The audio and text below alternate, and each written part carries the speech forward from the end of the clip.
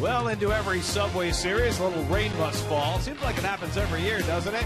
Today is the rainy day of the three, as the Mets and Yankees play for the final time in 2011. Yeah, keep those kids covered, keep them out of the rain. There'll be baseball today. It may just take a while as we move through the July 4th weekend as the Mets and Yankees play for the final time.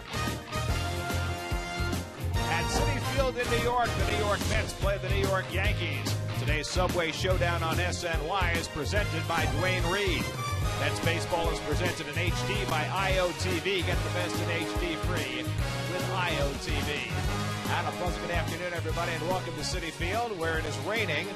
The tarp is on the field, and the start of today's game will be delayed by rain. I'm Gary Cohen. Ron Darling and Keith Hernandez will join me in just a moment as the Mets close out their series with the Yankees, who've won the first two games of the series. This is obviously an enormously important game for the Mets today. They don't want to get swept by their crosstown rivals. They've fallen 7.5 games behind the pace in the wild card race. And to make matters worse, the Mets will play today without Jose Reyes, who today was named the starting shortstop for the All-Star team. He had an MRI this morning, but the results have not come back yet. Reyes feeling tightness in his left hamstring, not the one he hurt 2 years ago, running out that infield hit in the game yesterday, and could only run kind of half speed, then had to dart to get back to first base and came out of the game a half inning later. And so the Mets, already much depleted, now go into this very important game without their leader. Well, you know, it's not one thing, but it's something else. And this is a serious blow to the ball club. This is the man that was probably the best player in the National League the first half of the season, and a big part of this ball club being one game over 500 at the official halfway mark. Pagan's going to be in the leadoff role. I mean, there's been so much positive coming from Terry Collins. You know, how much can be piled on that he can overcome? The players are going to have to stay within themselves. They cannot try to do too much. Obviously, they're going to miss their catalyst, their leadoff man, their all-world shortstop. But the little things are going to have to be done.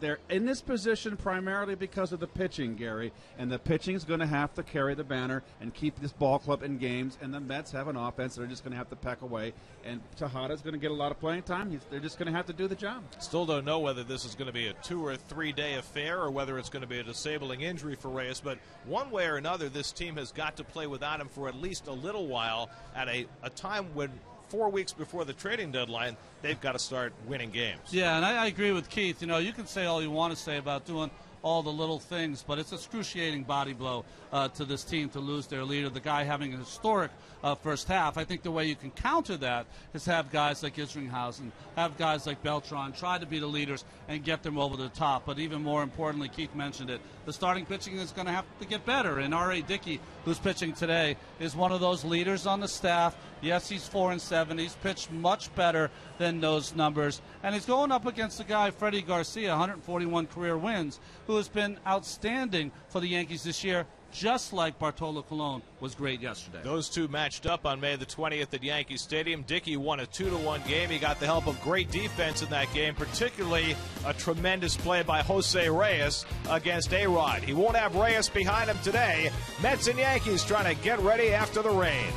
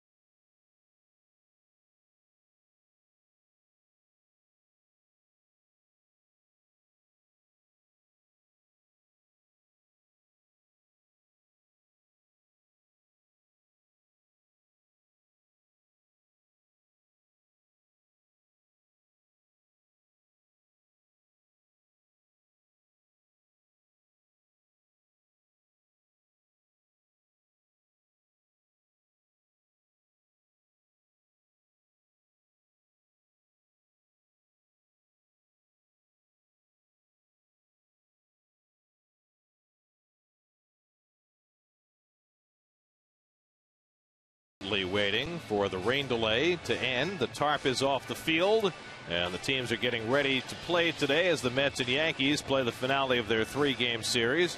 R.A. Dickey getting his warm-up tosses in the bullpen, getting ready for his second start against the Yankees this year.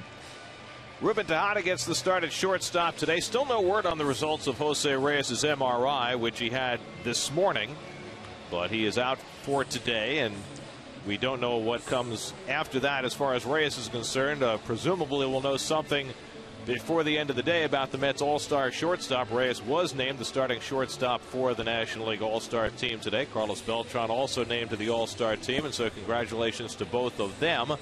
But what transpires for the Mets going forward for here in the final week before the All-Star break will be largely dependent on the results of that MRI this morning. Well, we looked, we talked about it in the opening, and I think, a real body blow to this team who, Wright has gone down, Davis has gone down, Beltran's been called on to start so many, played the most games of the Mets, and, another time Terry's got to go, I guess, to the whip and try to get something out of this depleted team. And the Mets are, they're in a precarious spot right now as far as the future of this team for this season and what Sandy Alderson might decide to do in terms of starting to sell off some parts of this team, because here they are 7.5 behind the Braves for the wild card lead in the National League. The Braves have been on a roll. They've won 10 of their last 12. The Mets had been playing very well until these last 3 games. They've lost 3 in a row now to slip 7.5 back. And so, even though it's only the 3rd of July, time is kind of short for this team, and every day matters so much as far as how the Mets will balance their short-term future against their long-term future. Well, they've got some decisions to make. There's no question about that. And there's still lots of time for evaluation, which direction they want to go. Turner obviously is going to get a lot of play at second base now. You've got Ike Davis, David Wright, and now Reyes. We don't know how long Reyes will be out. We haven't had any word. You worry about the team getting demoralized. This has been a very positive ball club. Terry Collins has been a very positive force, but this is just like Ron said, another big body blow right here. It's a tough one. Obviously, arguably the best player in the National League you just lost in the first half of the season. But like we said, Garrett, earlier, this club got here on pitching. The pitching's going to have to pick it up. And so for the moment, Tejada will fill the large shoes of Reyes. Dickey will be on the mound for the Mets today. Should be ready for the first pitch of this afternoon's game in just a moment.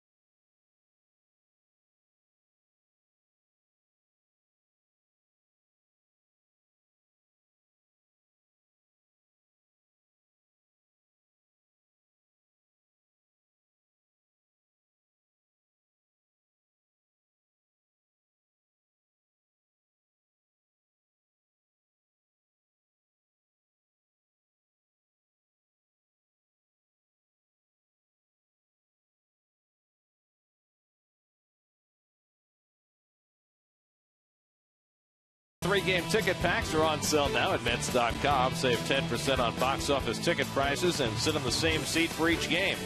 Choose the pack that fits your schedule. Get to Mets.com for your tickets now. R.A. Dickey making his way in from the bullpen. He walks in from the bullpen like his pitches. He walks in like Gary Cooper. They're, at high noon, but it's 2:30. His pitches don't sprint, and neither does he. High noon. More like high 2:32. Well, we had a rain delay here, and the rain was not all that hard for most of the afternoon. I think they were anticipating some heavier rain to come through that never really hit.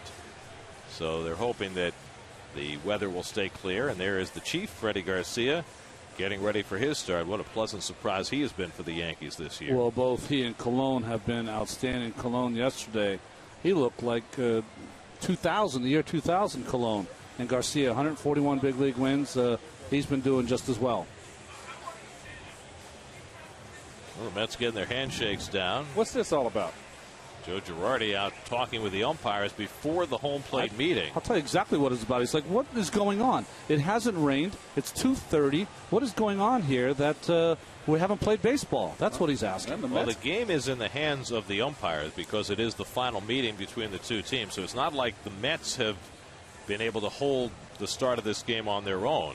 The umpires are involved in that because it is the final meeting between the two teams, and I'm sure that's part of what Girardi's beef is right there. I'd be hot too. Why they hadn't started earlier. Well, there are the standings in the American League East. The Yankees have been on an incredible roll, 7 in a row, 17 of their last 21. And while the Red Sox have played well, they've had trouble keeping pace, and they are down 2.5 games in the standings. But the Red Sox with a healthy lead in the wild card race, 2.5 games over Tampa Bay. So now the home plate meeting underway without Joe Girardi, who met with the umpires before the home plate meeting. That was odd. And then headed down the tunnel to the Yankee clubhouse. And if anything, the Mets are the ones that've got. Here comes Tony Pena out of the dugout now with the lineup card for the Yankees. But the Mets have got no off day, no travel off day here to the West Coast. Meanwhile, Terry Collins is having his own private meeting with Jerry Lane over in front of the Mets dugout. Oh, hey, what is going on here? What is this, a wardrobe malfunction? He's saying, look, I've been pumping iron. No, they have that little zipper there so you can take that temporary little rain thing off.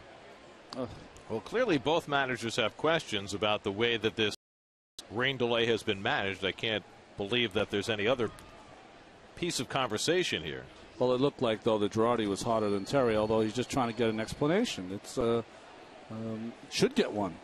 Although I don't know what it would be. Mets are heading to the West Coast after the game today. The Yankees will be staying in New York. The other thing is, and I don't know how this affects either side, is that they announced the start time for this game once they started pulling the tarp for 2:30, and it's now 2:35, and we're not playing baseball yet. And counting. I mean, you still have some Yankee players still doing their sprints. Well, both teams made moves before the game today. The Mets activating Willie Harris off the bereavement list and sending Fernando Martinez back to Buffalo. And the Yankees made a decision about their now crowded rotation. They've got Phil Hughes coming back from the minor leagues and off the disabled list, and he's going to take Ivan Nova's spot in their rotation. Oh, that's a tough go for Nova, right? Throws a gem and sent to AAA. 8-4 and gets sent down. He's the guy with options. Here's the Yankees starting lineup for this afternoon, brought to you by Ford. The only change, the hottest guy in the lineup in this series, Eduardo Nunez, will sit out, coincidentally enough, with a tight hamstring after going 7 for 8. I guess too much running the bases the first 2 games. So not used to it. Ramiro Pena will play shortstop for the Yankees. And the rest of the lineup the same as it has been. Against R.A. Dickey, who pitched a terrific game against the Yankees with some great defensive help first time around. Well, he's been great since his little slow start at the beginning of the season. Since May 20th, his ERA is 2.45. And as a Met, he's unbeaten in these interleague games, 5-0 with a paltry 1.71 ERA. And the City Metropolitan defense, well, we're going to highlight Tejada there. He's going to be taking over as shortstop. Well, we don't know this news, the full details on Reyes' injury to his hamstring, the other hamstring. But Tejada will be at shortstop. As part of Dwayne Reed's honorary captain program, fans enter to win the chance to be the honorary captain during this weekend's Subway Series. Before today's game, lucky winner Joe David joins Mookie Wilson at home plate for the lineup card exchange.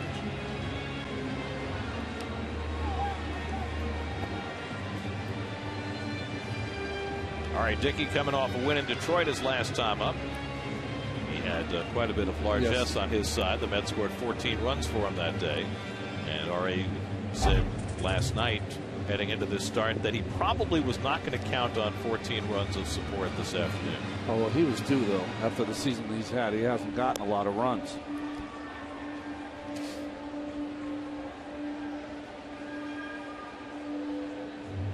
He's going to have to contend with Gardner in that leadoff spot. Gardner's got some speed, although Murph made a fine play on a bunt in yesterday's ball game. You know, the first two guys in the Yankee order, that man right there, Gardner and Curtis Granderson, 34 stolen bases between them there, and that's a nice little 1-2 punch at the top of your order when you got guys like Teixeira, A-Rod, and Cano hitting behind him.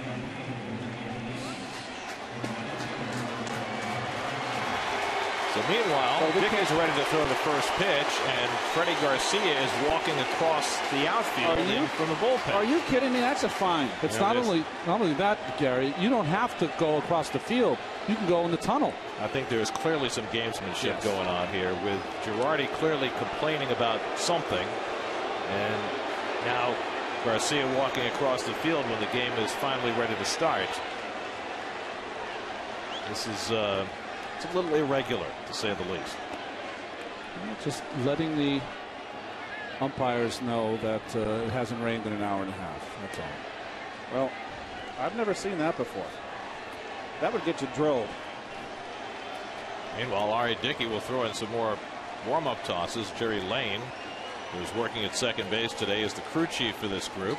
Bob Davidson behind the plate, Ted Barrett and Brian Knight rounding out the four-man crew for this series. Question for you, Ronnie. Would that upset you? Well, ready to go a pitch? I would have the Rojo. Oh, really? Yeah. Where? I'm not going to say. And we're ready to go. First pitch to Gardner is a knuckler that sits high, and we are underway after a rain delay of an hour and 29 minutes at the start. Gardner 0 for 6 in this series. In fact, 0 for his last 11, hitting at .267 for the year, and a fastball in for a strike. And Dickey gets even.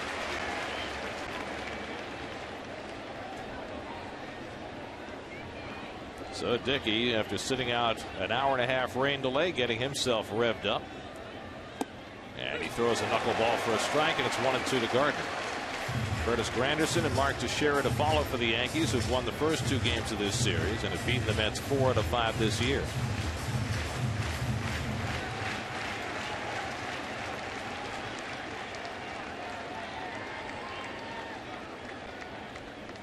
Gardner swings and misses at the hard knuckler from Dickey for the first out of the game. Well, if anyone can handle the rain delay, the not knowing when you're going to pitch, it'll be the veteran R.A. Dickey. So intelligent, great knuckleball there past Gardner. The ball appeared to take 3 turns on the way to home plate. So Dickey fans the first man to face him, 1 out and nobody on, and now Curtis Granderson, who homered in yesterday's game, 2 for 7 in this series, 22 home runs now, 3rd in the American League. Leads the American League in runs scored, 3rd in slugging percentage, just having himself a phenomenal season, and he will be starting for the American League in the All-Star game, one of 4 Yankees who got the nod today, and the very slow knuckler misses a ball and a strike.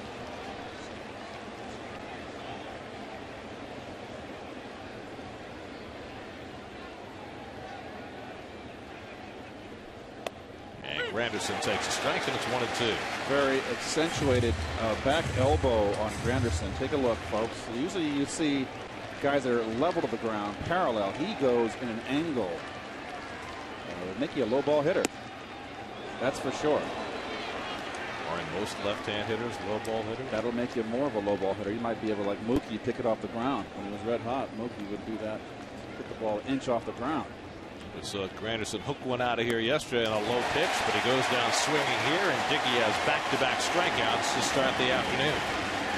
Boy, Dickey means business coming out of the chute.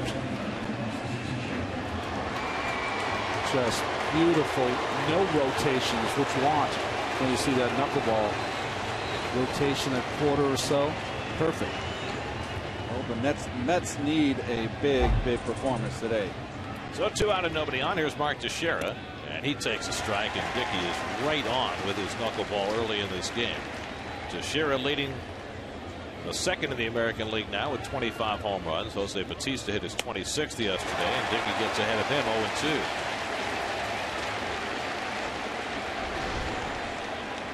The hard knuckler. Not much of a break. It's tantalizing. And the slow one, this is inside, 61 miles an hour. So dialing back that knuckleball from 80 down to 61 as you look at the American League home run leaders. Bautista, the reigning champ. And a foul tip, and it just stays alive. Well, what Dickey's got to be careful about, Ronnie, with that slow 60+ mile an hour slow knuckleball is not to slow down his motion. That's right. And then have a quick motion when he throws the hard one. That's going to be Western Union. Little bloop. And there is Turner to pick it off, and Dickey has a very successful opening inning. A couple of strikeouts along the way in a 1-2-3 inning. The Mets come to bat against Garcia with no score.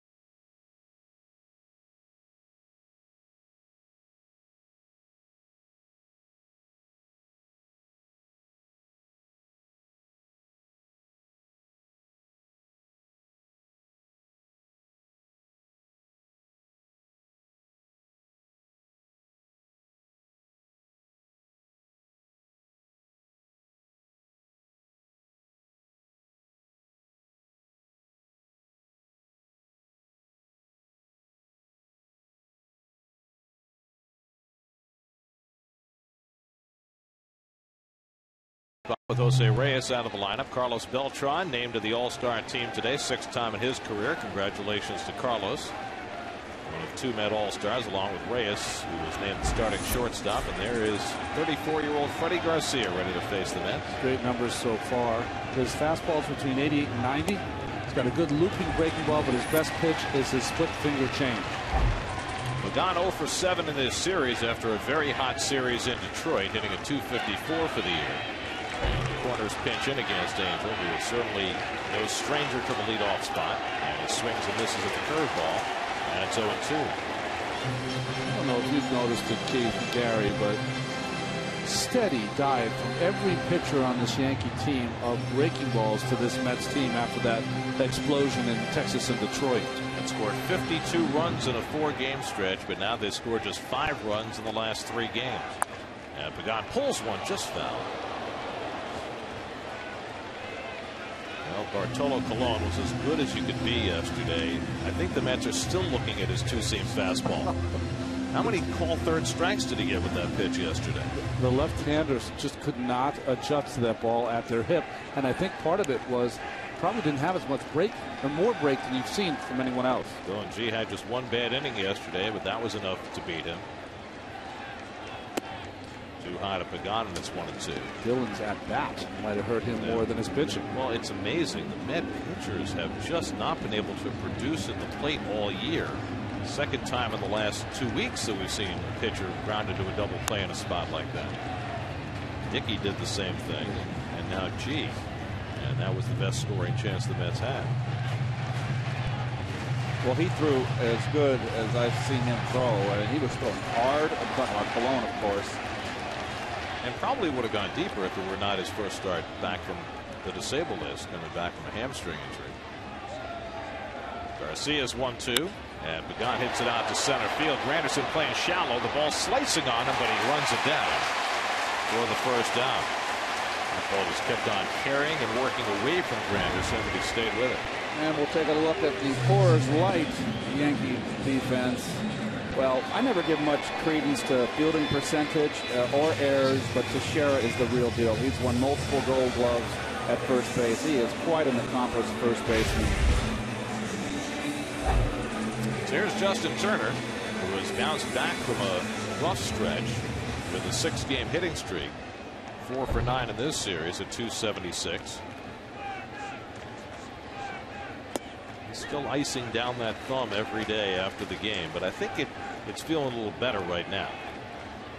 The hard part is that as he's hurt that thumb, teams are pitching him in even more. Well, I used to use the thumb pad in BP and to absorb some of the shock, and if it's not healing, you got to stay with it. Maybe it's uncomfortable for him, but if that bone bruise is not healing, you've got to stay with that cushion there that will absorb the shock. And he was wearing that for quite some time, but seems to have gone away from him.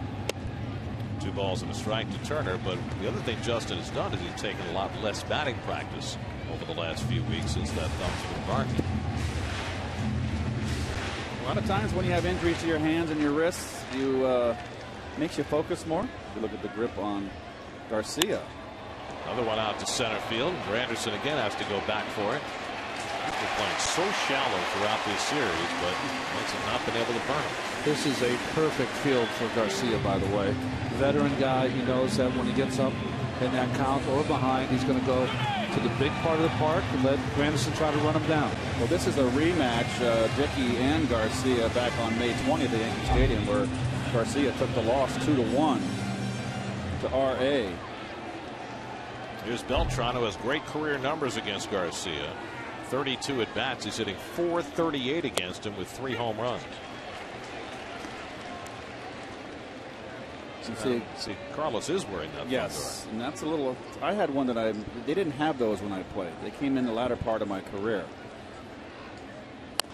I had one that was made for me originally by the Bob Bowman, who was the old trainer for the Cardinals when I came up, which was really a foam pad that he cut in a circle and put like a donut in the middle. I put my thumb through, and I had dislodged my nerve in my thumb, and that made all the difference in the world. Beltran just got enough of it to stay alive. Well, it looks like the hitters haven't woken up yet here after all this rain delay. There's a nice grip there, Ron. Yeah, the split finger, his best pitch. See how it tumbles? You juxtapose that to Dickey's, that just has the tiny little revolution.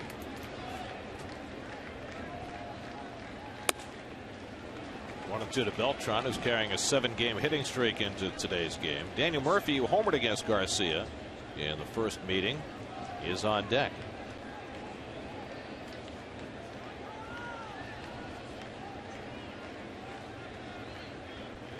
Now the 1-2, and Beltran hooks it down the right field line. He's got himself an extra base hit. And Beltran pulls into second with a 2-out double. Well, he tried to go fastball away. You see that little cutter, supposed to not cutter, but 4-seamer trying to come in. not even close. Up and out over the plate, and as we heard Keith tell many times, that's right in his power zone. Beltran's 23rd double of the year. That puts him in a tie with the lead right now. The Mets yesterday had 2-out doubles 3 innings in a row in the 6th, 7th, and 8th. And now they've got another 2-out double in the opening inning today. So here's Murphy. As we mentioned, he homered against Garcia at Yankee Stadium back in that game on May the 20th. 1 for 7 in this series. And he takes a fastball for a strike. Mets are just 3 for 15 in this series with runners in scoring position after an incredible stretch in that 4-game span in Texas and Detroit, where they seem to be driving everybody in. Interesting defensive alignment off Garcia. Not a hard thrower. Murph planning for pull. Look how much pull Cano is over here. Look up the middle. A-Rod, obviously, that's where he wants to play. Take that hole away. And look at the outfield also. Granderson playing Murph for pull. And you know what's interesting about that? The evolution of hitter. When Murphy first came up, you'd have to just the opposite alignment. I think it's a lot to do with the fact that Garcia is a soft tosser. Throws some toss salad. Dressing with that. Murph takes one the other way past A-Rod for a base hit. Beltran around third and racing home. Gardner's throw to the plate. Not in time. Murphy down to second. RBI single for Murphy gives the Mets a 1-0 lead.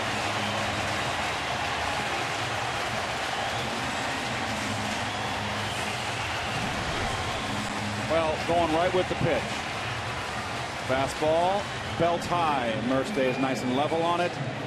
A-Rod, after he missed this ball, fell asleep. It's out of the strike zone. That's how you good hitting right there. Watch A-Rod.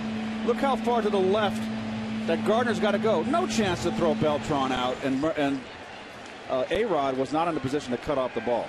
So the Mets have a lead for the first time in this series, and now Jason Bay, who is 2 for 7.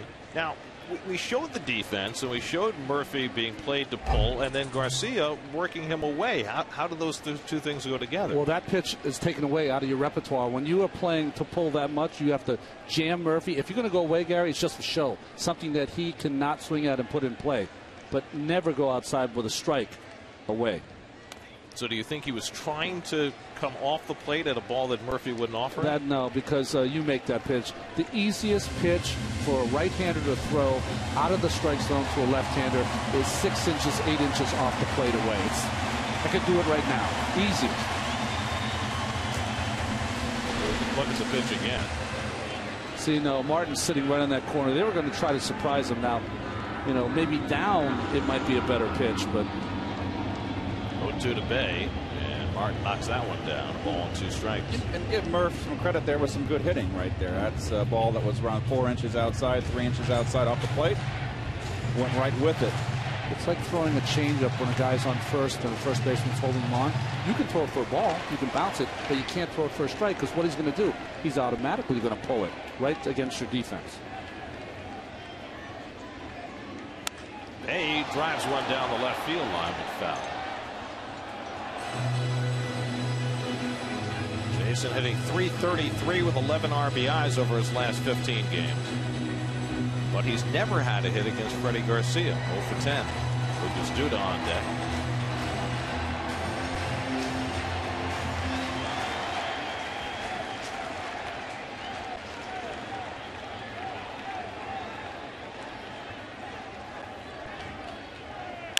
And Jason bounces one for Pena to handle. And he makes the running toss just in time to get Bay to end the inning. But the Mets with a 2-out rally in the first. Ramos Beltran behind in the count, drills a double down the right field line. And on virtually the same pitch, Murphy goes the other way and drives home the first run of the day. 1-0 Mets.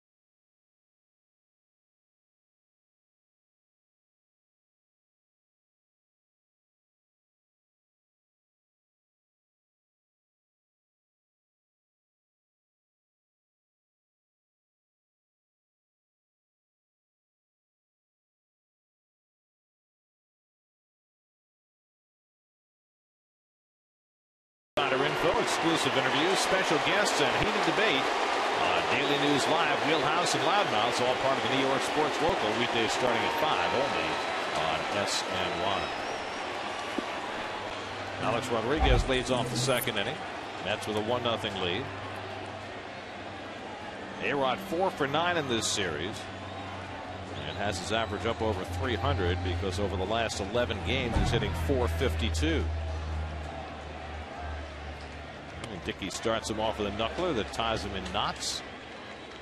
1-0. Hasn't hit a home run over that period, A-Rod. Should have had one the first game of the series. He went in the deep part of the ballpark. He's about a foot from being a home run, right between that Verizon and City sign out there. Left central. About 15 feet up on the wall.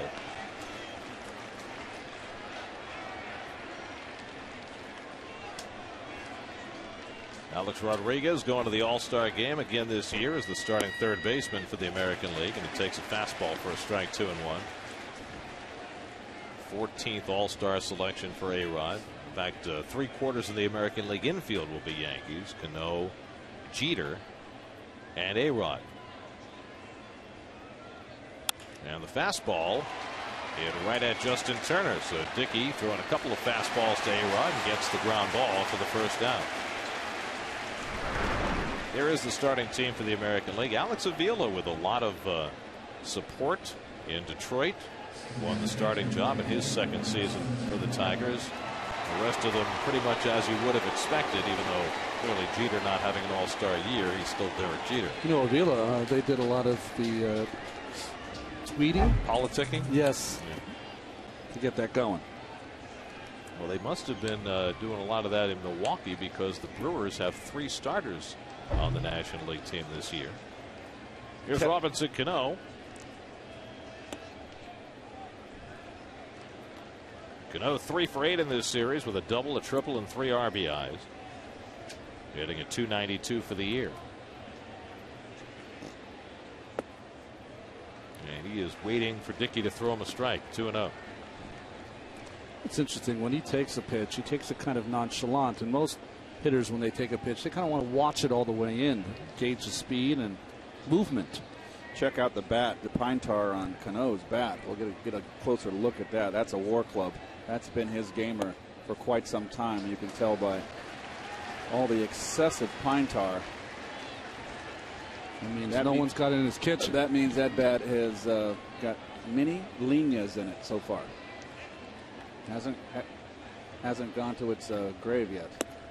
So you're saying it's lasted a long time? Yes. It's been an unbroken bat.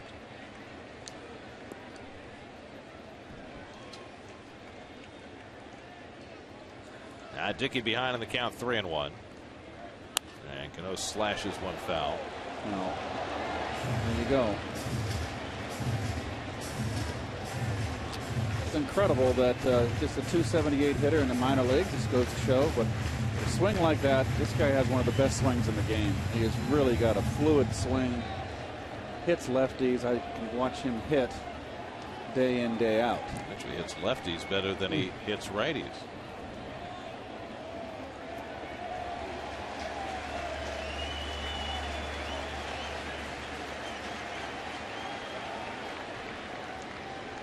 Now the 3-2, and Cano slashes one foul. Oh, nice play down there by third base coach Rob Thompson. Knocked it down. They're all over him from the bench. Gotta get that clean. Yes. He made a better play than Murph did in that first game. Murph with the thigh save. Again the 3-2, and he foul tips it and just eluded Tolley.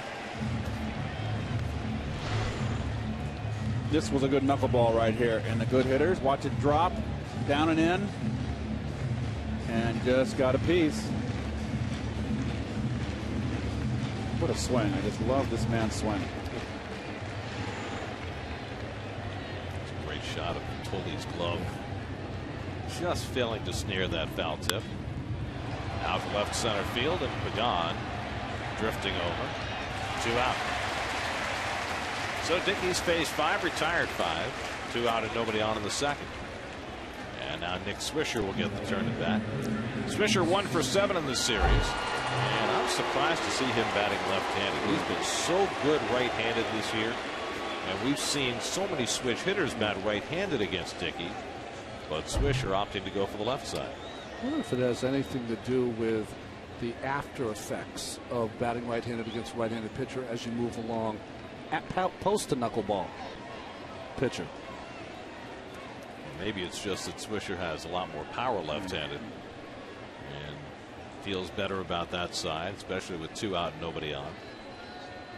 Anyway, he's hitting just .210 left-handed, .333 right-handed, and Dickey starts him off with as hard a fastball as he's thrown all season at 87 miles an hour. Swisher's unusual. Before the pitch comes in, it looks like he's checking out his photo on Diamond Vision or something. I don't know.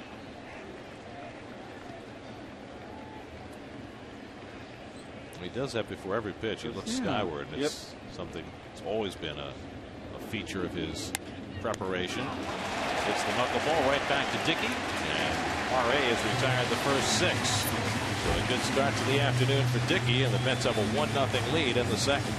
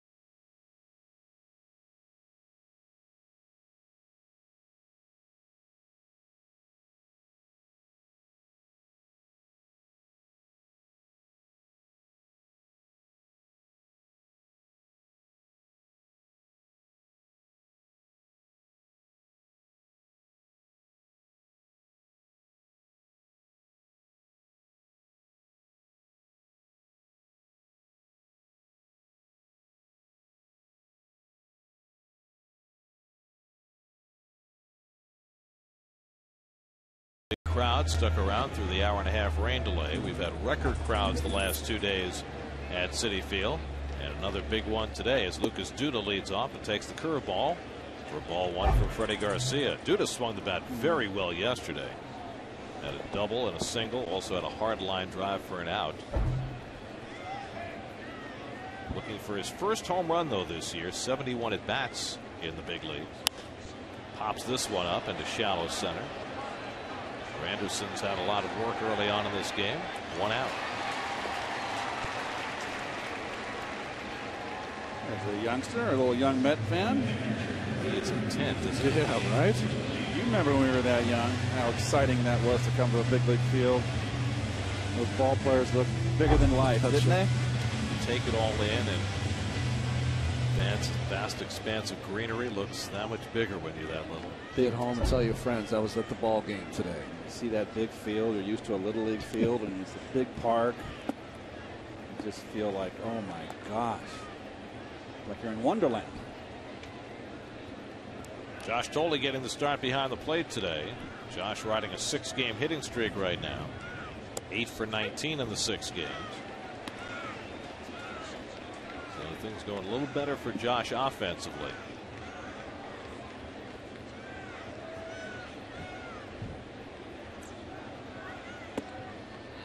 Two balls and a strike with Ruben Tejada waiting on deck. You know, Keith, you're talking about the green grass. That Jacob Reese, the crusading photojournalist, used to say that the immigrants, when they come through the portals and see all that grass, it had been the first time since their homeland that they had seen that much grass, because living in some of the cement squalors that they sometimes had to live in. Look at that. The asphalt jungle. Yeah. No asphalt here.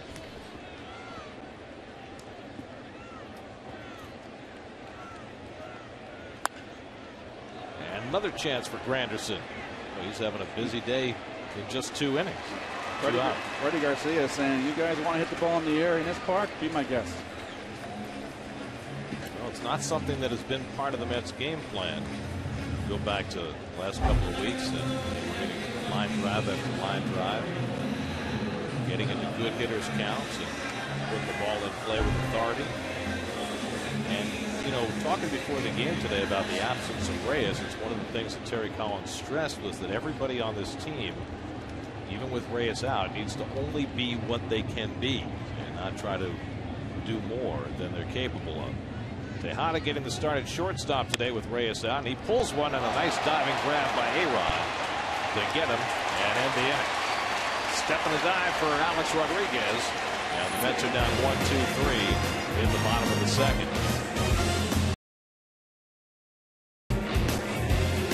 1-0 Mets.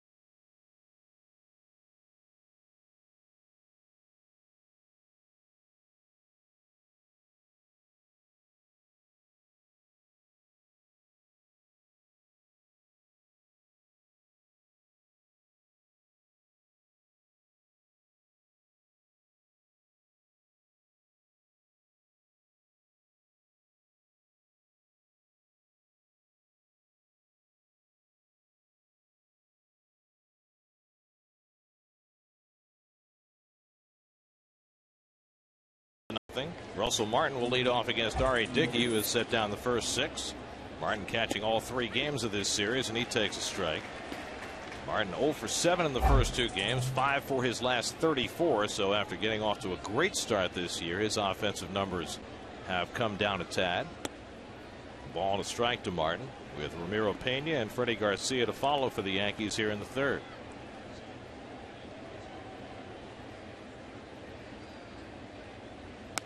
Martin was talking the other day about how when he was first drafted by the Dodgers as a 3rd baseman, it was Terry Collins, who was working in the Dodgers organization at the time, who had the idea that maybe Martin would be better suited to catching. Turned out to be a pretty good move. Had some wonderful years with the Dodgers and a resurgent year this year. The knuckleball has popped up and Tolle is there, and Martin's retired, 1 away. So 1 out and nobody on. The third inning is brought to you by freescore.com. 3 credit scores, 1 place. I mean, without free score, we wouldn't have the third inning? Well, you wouldn't want to test that, would you?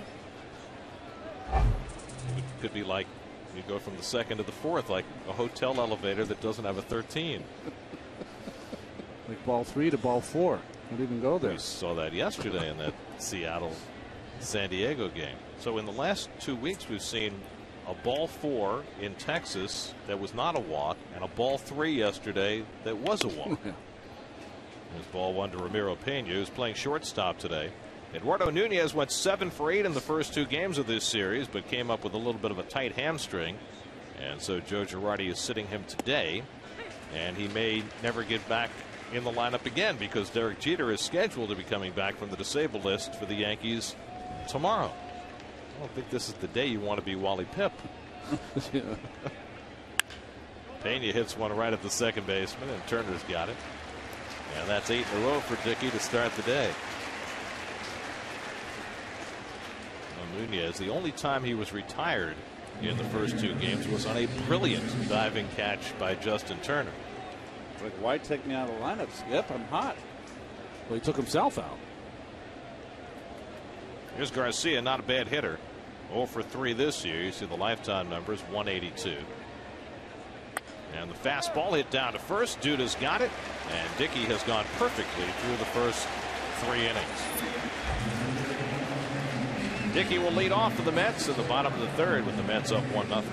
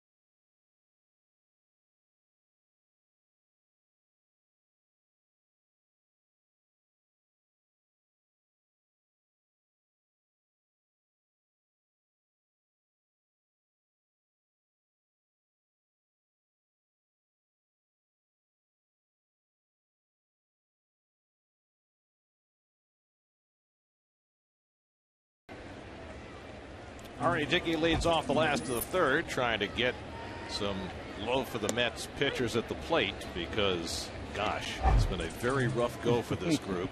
He's 1 for 25 this year, and the Met pitchers as a unit are 1 for their last 79. I've never heard of anything like that before from an entire pitching staff. And Ari's a good hitter. 13 hits he had last season. He's a good hitter. Neese is a good hitter. Capuano's a good hitter. I think G does a nice job up there. But as a group, it hasn't been happening. And as he taps one toward the middle, and look at that. He's got himself a base hit. Just kind of reached out and grabbed one. And so Dickey gets the Met pitchers off the schneid. Nicely done. Let's go with one hand. Change up. I should say the splitter in a good spot. Good spot. Good hitting. Well, you wouldn't teach this swing, but it's effective. Not much of a stride. Fanny flying out, but right on the barrel of the bat. Well, that makes Daniel Murphy happy. So Dickey is aboard with nobody out. Now Angel Pagan, who fly deep to center his first time up. And he takes a strike. Let's check in with Kevin, who is live from the Acela Club. Kevin? Obviously watching Pagan on the leadoff spot today. Gary, no Jose Reyes. And we're still waiting for an official word on the Mets about the status of that MRI that Reyes got about 10 o'clock this morning. Came in the clubhouse for a brief time, looked okay, but no words. We're still waiting on that. Now, look, obviously it's a game changer if he's out for a while. You know, the hope is it's just a day or two. Talked to a couple Mets on the feelings of what the most difficult thing to replace would be. K-Rod said his energy. There's no question about it. And I'm talking before the game. In the dugout before the game, it rubs off on anybody. It's clear to see the guys talk about it. Josh Tolley said, for me, that leadoff spot, when he gets on base, the entire team, the entire bench feels like we're going to score. There's a confidence of him being on. Gary? As Pagan lifts one out to left field, and Gardner's got it for the first out as Dickey goes back to first. Well, there's no replacing Jose Reyes in the lineup, just as there was no replacing Ike Davis and David Wright. You know, the problem is as you get more depleted, you know, you're going to have less talent out there on the field. But the one thing that Terry Collins has tried to drill into this team all year is that no matter who is wearing the uniform on a given day, you're all big league players and you can all contribute in your own way. There's been trying to instill a little culture of accountability here, and that's what I like in Terry Collins. You know, you look at it this way, it's your opportunity to get out there and get some more playing time. Justin Turner was one classic example right there. Did not make the ball club because he had the options and has come right in and had a chance to show what he can do, and look what he's doing. He's playing every day. Turner flying to center his first time up. And a nice stop by Martin on the pitch in the dirt. You know, guys, I might be cynical, but only Reyes could do what he did, and not only having an historical first half, but even more importantly, I think he brought an energy and really carried this offense kind of on his back and said, hey, come on, I'm going there. Take this ride with me. And there's no one else there that can certainly do that. Well, the only other guy in the lineup right now is Carlos Beltran, and he certainly has been doing his share as Turner pounds one foul. But, you know, it's hard to do it all yourself, and you know, to do it with the dynamism that Reyes brings to the table. Well, I think Beltran 5 years ago, maybe when he still was stealing 30, 40 bases a year, could still do that, but certainly a different player today. Isn't he also a symbol, guys, for a team that doesn't hit home runs at all of how they score? I mean, you know, with the base knocks and the stolen bases and being aggressive. There's no question. And as Turner rolls one on the left side, A-Rod gets the out at second and no chance to turn two. I think he's scooting pretty nicely now with that foot feeling a whole lot better. Didn't exactly break up a potential double play, but he got down there. No ill effects, it looks, and Cano realizing that he doesn't have a shot on a ball hit too soft. A-Rod tried to get rid of it as fast as he can. Not the greatest of feeds, and Cano pulls the ejector button. Seen some wayward throws, haven't we, from A-Rod this series? Yep, he had the first game. He had 3 really poor throws, and then one, the toughest play of all. He threw it clear across the diamond. Yeah, that jump throw. Yes. So here's Beltran, who doubled and scored in the first inning, the only run of this game so far. Turner at first with 2 out. See if he tries to go. Garcia has been susceptible to the stolen base. And Beltran, first pitch swinging, pops it up. And Pena puts it away to end the inning. So Dickey with a leadoff hit. Mets are turned aside. Dickey goes back to the mound, where he has excelled so far today, up 1-0.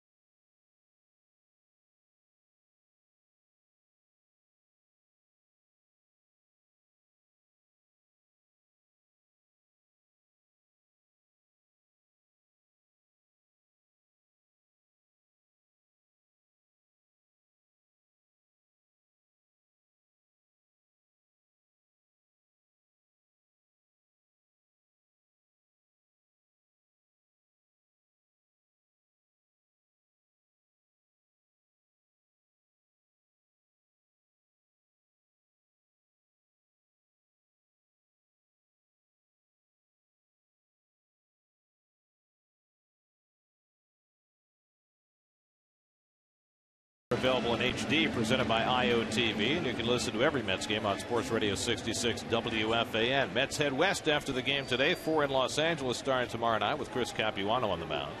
And then 3 in San Francisco against the first place Giants before the All-Star break intervenes. Meanwhile, R.A. Dickey perfect through 3, so the Yankees will send up the top of the batting order in the 4th inning. Brett Gardner struck out to open the game. In fact, Dickey struck out his first 2 batters today, and he gets a first pitch strike with the knuckler to Gardner. It'll be Gardner, Granderson, and Teixeira for the Yankees in the 4th.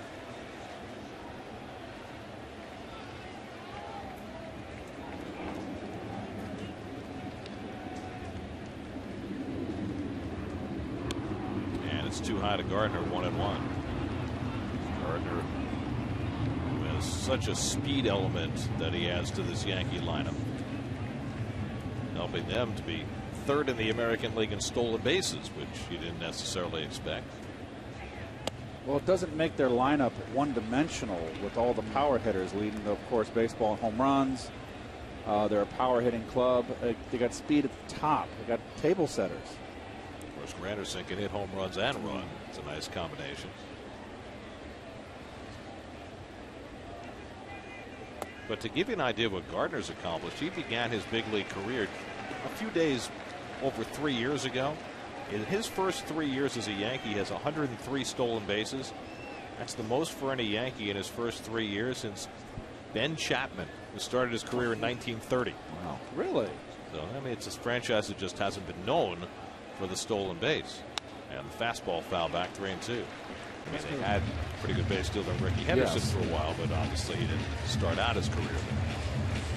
That's going back to the Babe Ruth and Garrett days right there. Yep. There.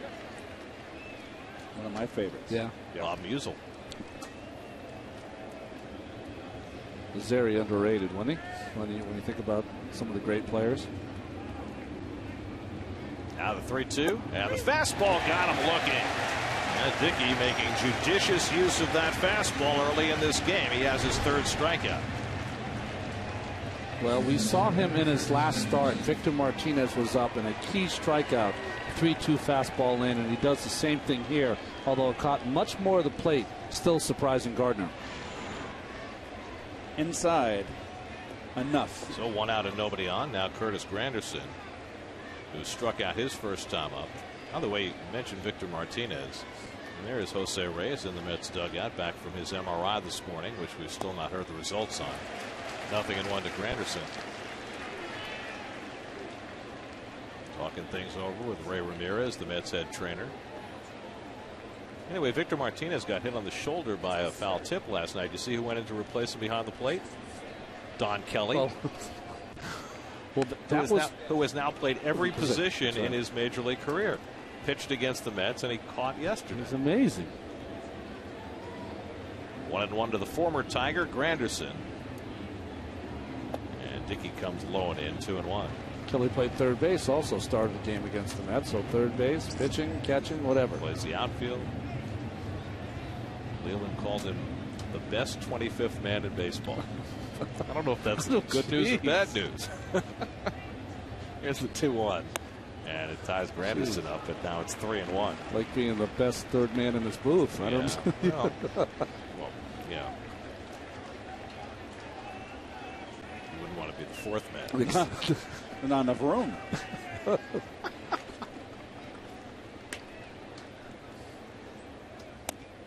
And that just misses inside, and the Yankees have their first base runner of the game. Oh, Dickey thought he had it. Oh, that was a good pitch. He goes in and sends a little question Bob Davidson's way.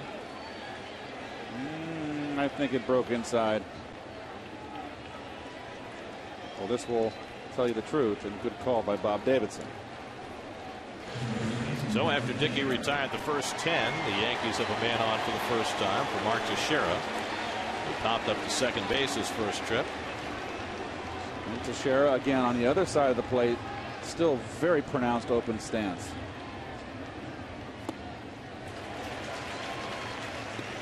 He looks square, both eyes into the pitcher from both sides, but watch his front foot. It's not where you're you begin your stance. His front foot, he'll bring it in and stride towards the pitcher.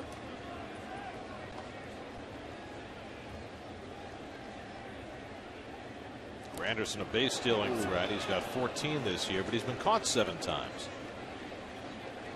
Yankees' stolen base percentage is not great. Neither Gardner nor Granderson is above 70%.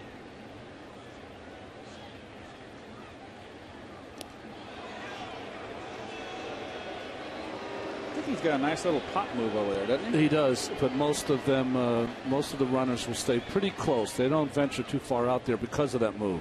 You have to have one if you're a knuckleball pitcher.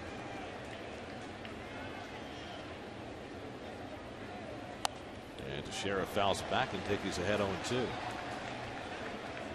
Remember how when he first came up with the Pirates, how quick to home plate Tim Wakefield was, and how, you know, guys who thought they could run on him found that they couldn't. You can take it back further too. Phil Niekro, who I faced so many times over my career with the Braves, Hall of Famer, was very quick home. Now Dickey ahead 0-2 on Teixeira. Well, the thing about Phil Niekro is that before the rule was changed, or not changed, but enforced, they used to not stop at the waist. Correct. He used to drive Lou Brock crazy. Lou had never moaned and groaned. He just give umpires the business about make him stop.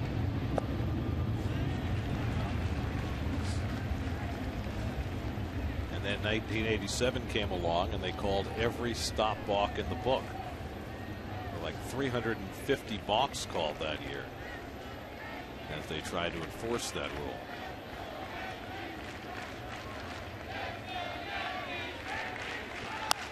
Teixeira pops one a mile high.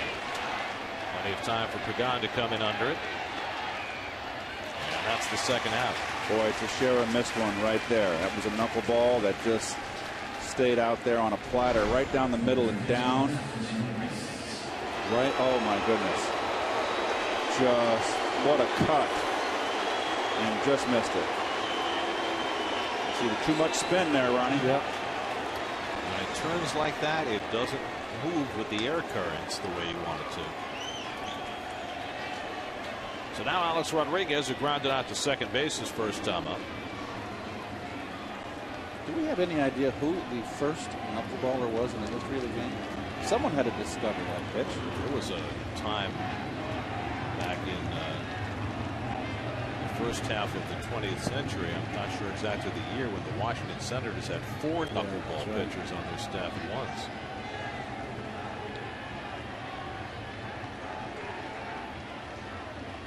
A-Rod fouls back the knuckler, 0-1. Big cut. And he knows he missed it. Hey, Cliff Lee proved he's human today. Lee had thrown 3 straight complete game shutouts, threw 2 more scoreless innings today to get his streak to 34. But now out of the game after giving up 6 runs and 10 hits and letting a 4-0 lead get away. Toronto's up 7-4 on the Phillies in the 9th. Swing and a miss, and it's 0-2 to A-Rod. That was a better one. The first one just stayed in the middle of the plate. Was his ranking all time. 4 behind Ken Griffey Jr. for 5th on the all-time home run list. This one sailed away.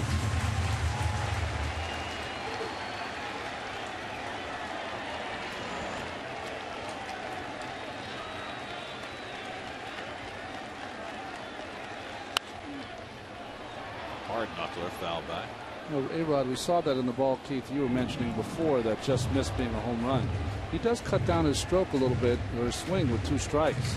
A little shorter swing there by Alex Rodriguez.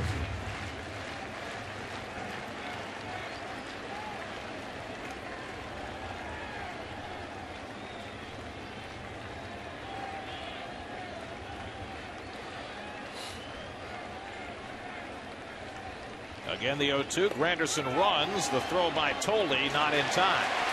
If Granderson steals the base, the Mets want the half swing check down on A-Rod, and the first base umpire Ted Barrett says no swing. No, he didn't swing. 15 steals now for Granderson. Nope.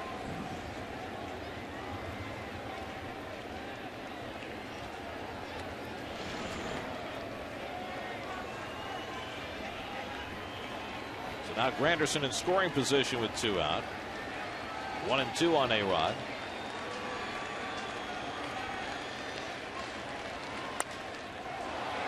Into shallow right field, and on comes Beltran. Side retired. Dickey gives up his first base runner, a walk to Granderson. 1-0 Mets in the fourth.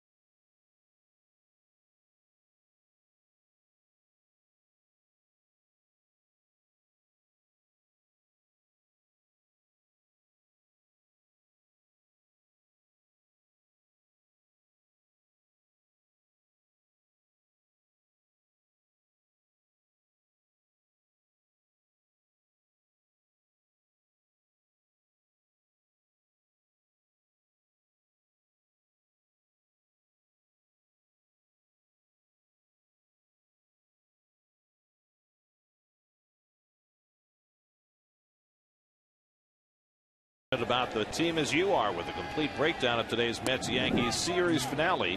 Plus up to the minute team news and rumors on Mets blog presented by Verizon, featured on SNY.TV, your online home of all things New York sports. Daniel Murphy's driven in the only run of this game. Single to left in the opening inning, brought home Beltran with 2 outs. Facing Freddie Garcia for the second time, and he fouls it back, and it's 1-1. Murphy, Bay, and Duda for the Mets in the fourth.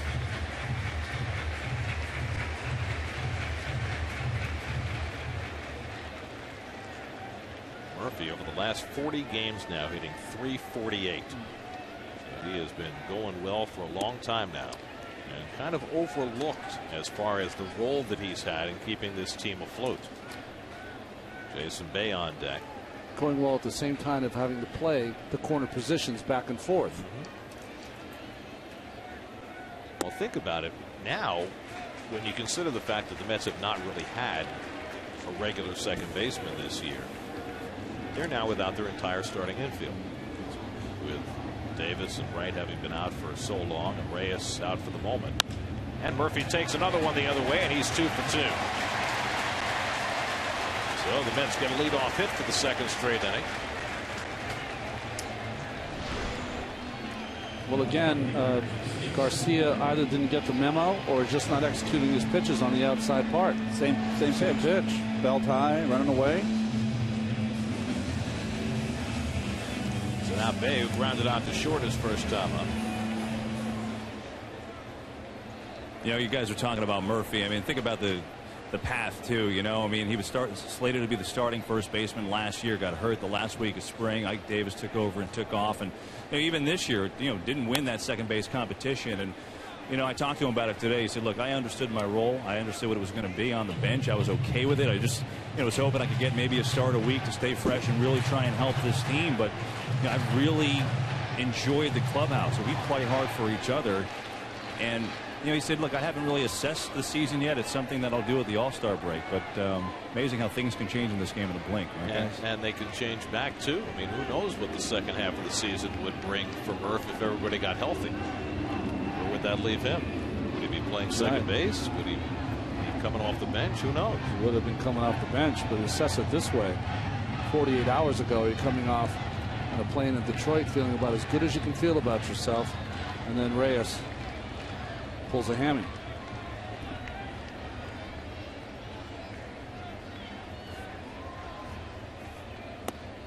Certainly shouldn't say pulls a hammy. My mistake. Tweaked a part of his leg.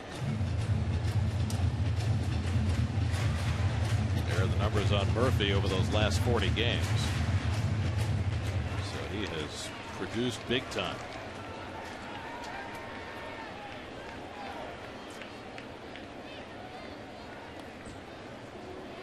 Well, we're certainly hoping to know by the end of today what Reyes' status is, and I think everybody in Mets land is holding their breath. Jose's smiling, which is always a good thing, but he smiles anyway.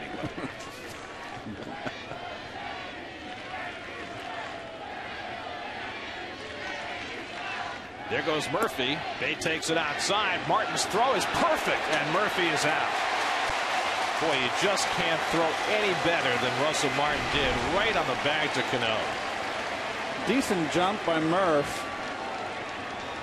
No wasted motion getting rid of that ball, and it does beat Murph.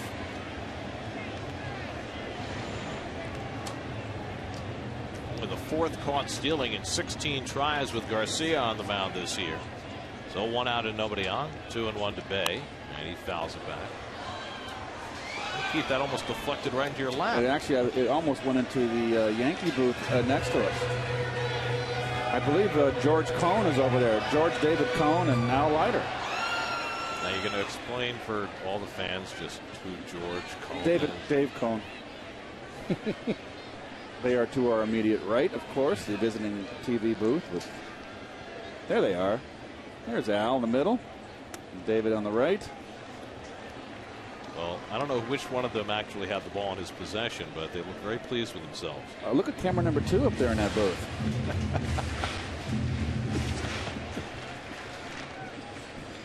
Where's Al? Now Garcia's 3-2, and Bay hits one past the mound, and it sneaks right under the glove of Pena and into center field, and Bay's got himself a seeing eye hit. Well, couldn't place it any better than that. Nice effort by Pena, but just under his glove. For Bay, his first ever hit against Freddie Garcia after going 0 for 11 against him. So 1 out and 1 on. It's a final in Toronto. The Blue Jays beat the Phillies 7-4. Braves were down 3-0 to Baltimore until just a moment ago. It's now 3-2 in the 6th. Braves have won 5 in a row and are 7.5 now in front of the Mets. There's a strike to 2-0 and 1. For Baltimore today, Zach Britton, their pitcher, hit a home run. First AL pitcher since 2009 to hit a home run. And only the second Oriole ever to hit one in interleague play. The other one came against the Mets. Chris Benson off Pedro Martinez in 2006. That just came off the top of your head. You remember that? No, I had it right in front of me, but I do remember Dave McNally hitting home runs in the World Series on a couple of occasions for the Orioles. And in fact, he hit a grand slam. McNally in the World Series. That was part of that big pitching staff. The Oriole pitching staff. McNally, the left-hander. To the right side, Cano gets the out at second. Pena the return. The stretch by Teixeira, and they turn the 4-6-3 double play. Nicely handled by the Yankees. Mets get 2 hits, but send up only 3 batters in the 4th.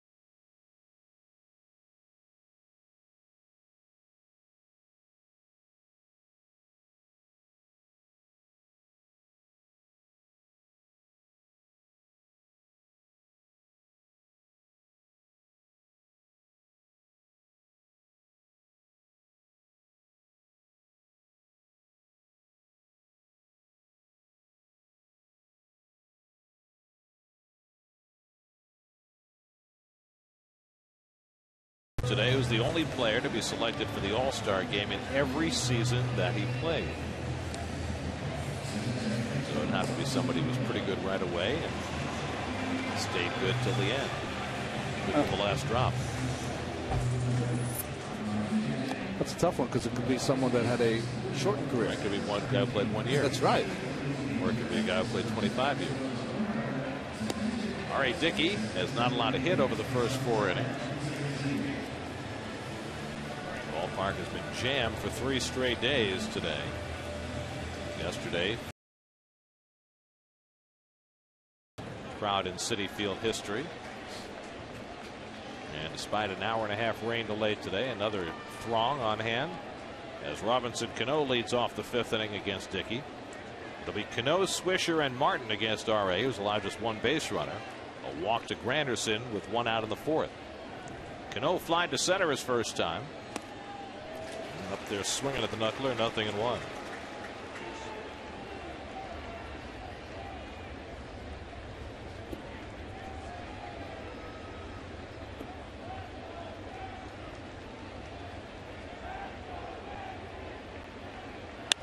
And Cano takes one the other way, and he's got the Yankees' first hit.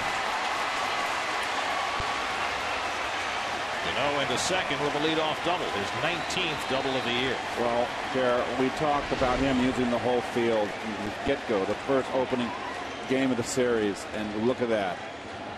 Just such an easy swing, hitting it right where he's pitched, right where it's pitched. That is just sweet. This sweet swinger. So the tying run in scoring position for the Yankees with Nick Swisher at the plate.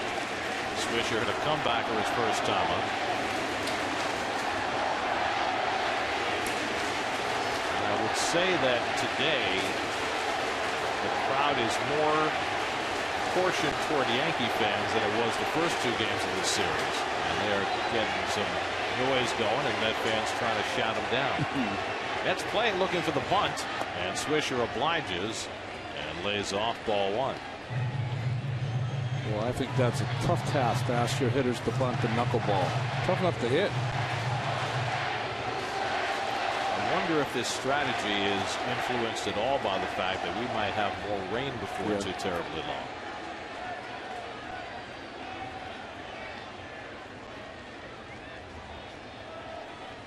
There are more showers in the forecast for later in the afternoon.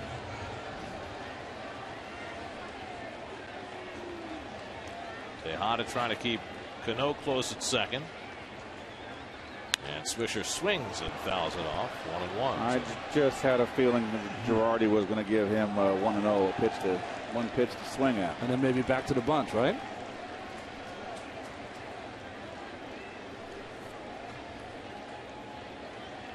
Not so sure. What it does, it creates a little bit of indecision on your corner infielders. If you can notice, Murph now still got to play in, but Duda's backed off.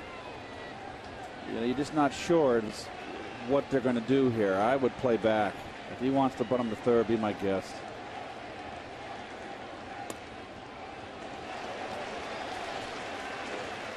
Two and one now to Swisher, with Russell Martin waiting on deck. Like to see Duda just move back with the pitch, and that's just his inexperience at first. It's okay to be there. I mean, if you're going to show that you're in, get in a little closer, then back off with the pitch. And now Dickey behind 3-1.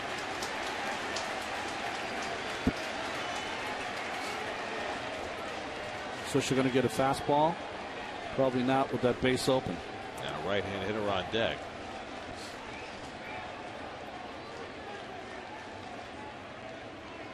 He gets one, and he hits it back up the middle for a base hit. Cano around third, heading for the plate. Pagan's throw is cut off, and the Yankees have tied the game. Nick Swisher drives in his 45th run of the year to tie the game at 1. And Durrani, you made an excellent point, and I just always feel knuckleballers behind the count should never use their fastball. And here's a fastball. He's just trying to get a ground ball. He does, but Swisher hits it up the middle. Just had a feeling, guys, that he was going to go to it, and no need to in that situation. You got to live and die with a knuckleball, I feel, and the only time that you're going to use the fastball is the first pitch to get ahead and sneak it by him, or you're ahead in the count going for the strikeout. So now Russell Martin, who fouled out to the catcher his first time, and he shows bunt.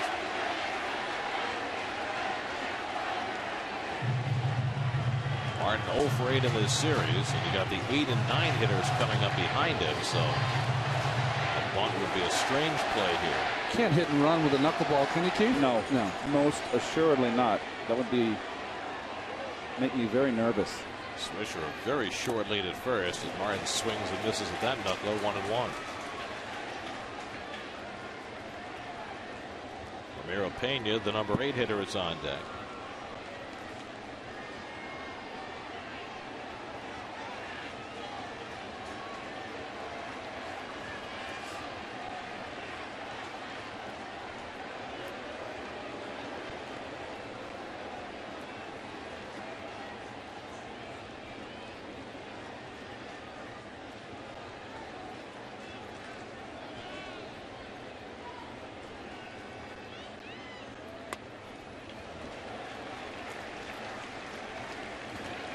More and more of those knuckleballs staying up and out of the strike zone for Dickey.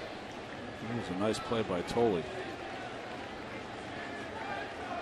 It's kind of like trying to catch a butterfly with a net.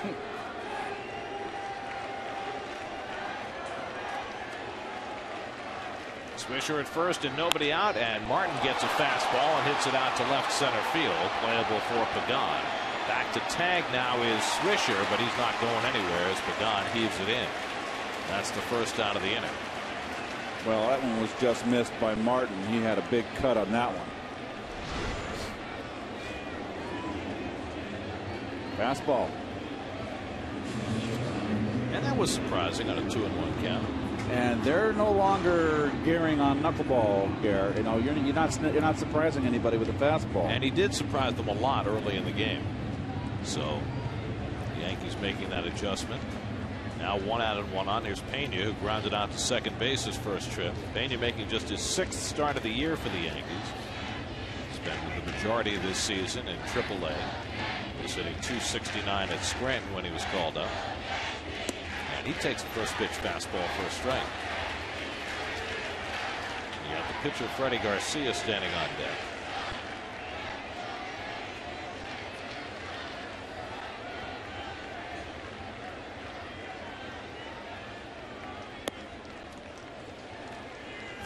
Dickey, who had such great command of his knuckleball early in the game, does not have that same command now. You kind of want to lead with your elbow, which is the opposite of pitching anyways for a traditional pitcher, but he's getting underneath it also as he leads with his elbow. That's why it's up in the strike zone.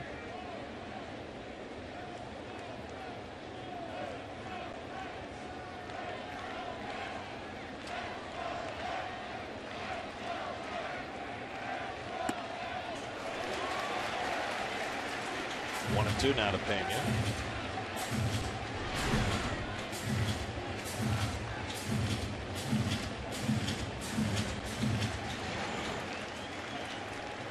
That was up, but 2 up to reach.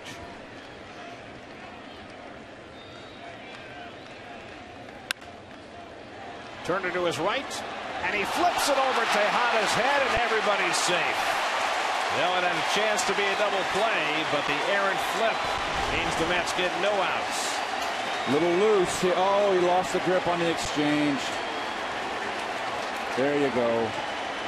2 hands all the way, and just in the exchange, didn't have it, and he just tries to shovel it. And you see the expression on his face. He knows. That's a great shot. So instead of a potential inning-ending double play, it's first and second and 1 out. It'll be an error on Turner. And now Garcia will come up. And after a chat with Rob Thompson, you certainly would expect him to be bunting. Oh, what's the conversation? Well, maybe talking about if the Mets run the wheel, having him swing the bat. Yeah, because they have run the wheel many times this season. Duda needs to come in a little more aggressive. So let's see how the Mets play it. They play it straight up. Dickey's going to have to go to first with it, so the sacrifice successful, and the Yankees pitchers, who very rarely come to bat, have done a fantastic job bunting in this series. That is their 4th sacrifice bunt in the 3 games, just for the pitchers.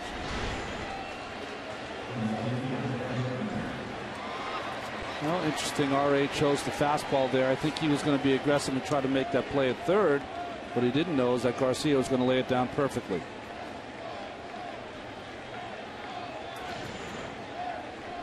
Well, this is the spot right here where you're the infielder that made the error or the outfielder, and you just say, got you. R.A., pick me up here. Get this third out.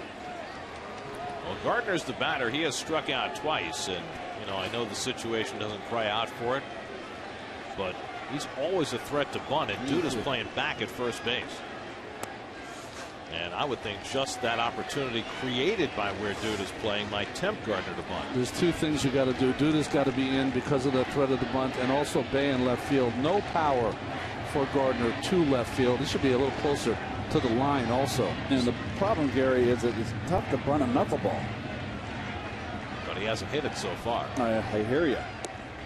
Now Dickey behind him 2-0, and you got Granderson looming on deck. So this is a huge spot for Dickey to try and keep this game tied. Should have been out of the inning, but Turner made the error to prolong it, and now Dickey trying to strand 2 in scoring position. Up to 75 pitches working in the 5th inning. And Gardner takes ball 3. And Dickey has been behind in the count consistently in this inning.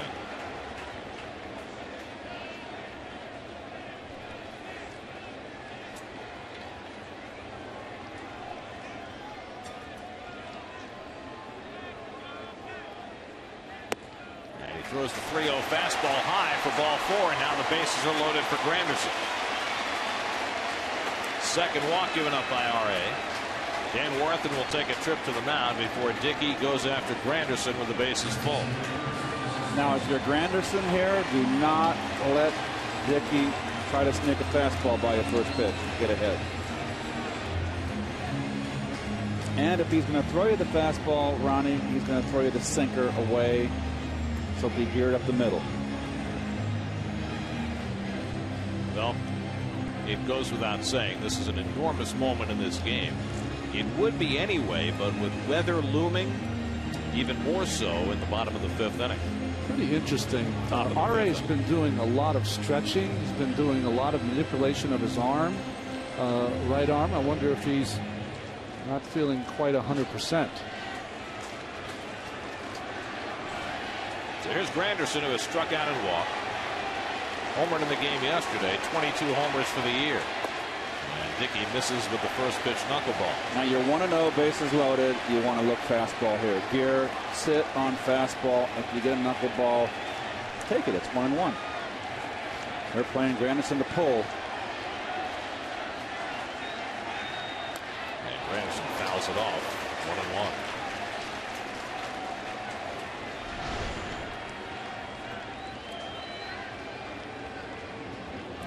Great movement that Dickey was getting on that knuckleball early in the game.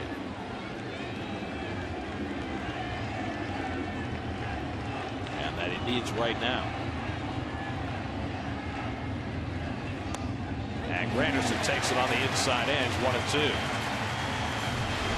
Big pitch right here. The hard knuckler inside corner. Now 1-1 is always a swing pitch in the count. Now it's 1-2. Pitchers in the driver's seat. Just as it starts to rain again here at Citi Field. 1-2 to Granderson. Too high.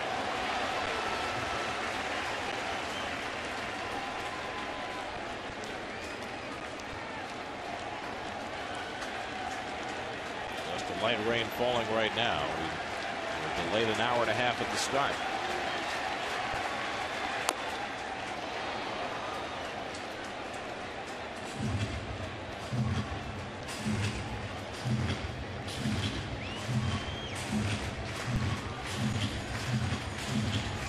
Granderson having himself a phenomenal year. Curtis has got that big eye tilt His eyes aren't parallel to the ground. They're 45-degree angle. Makes it real tough to hit a knuckleball, let alone any pitch. Again, the 2-2. Tied him up. Did he go? No. Third base umpire Brian Knight gives Granderson a pass, and it's 3-2.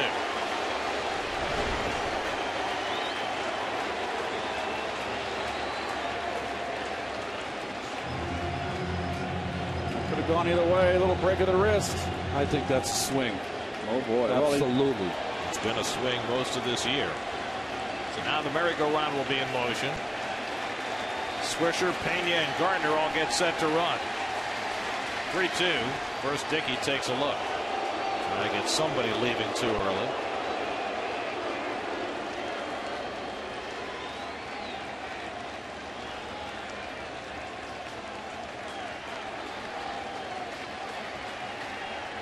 And Granderson fouls it back and will do it again. The inning began with a double by Robinson Cano. Nick Swisher singled him home on a 3-1 fastball. Dickey got Martin to fly out. Pena hit what could have been an inning-ending double play, but Turner bobbled it, flipped it high for an error. Garcia sacrificed, and Gardner walked to fill the bases. 3-2 to Granderson. Pulled to second, one hopper for Turner. And Dickey gets out of the inning with the game tied. Heavy lifting for R.A. Dickey to get himself through the top of the fifth. But the Yankees rally to tie it. Nick Swisher with a run-scoring hit to get him even. Halfway through, it's 1-1.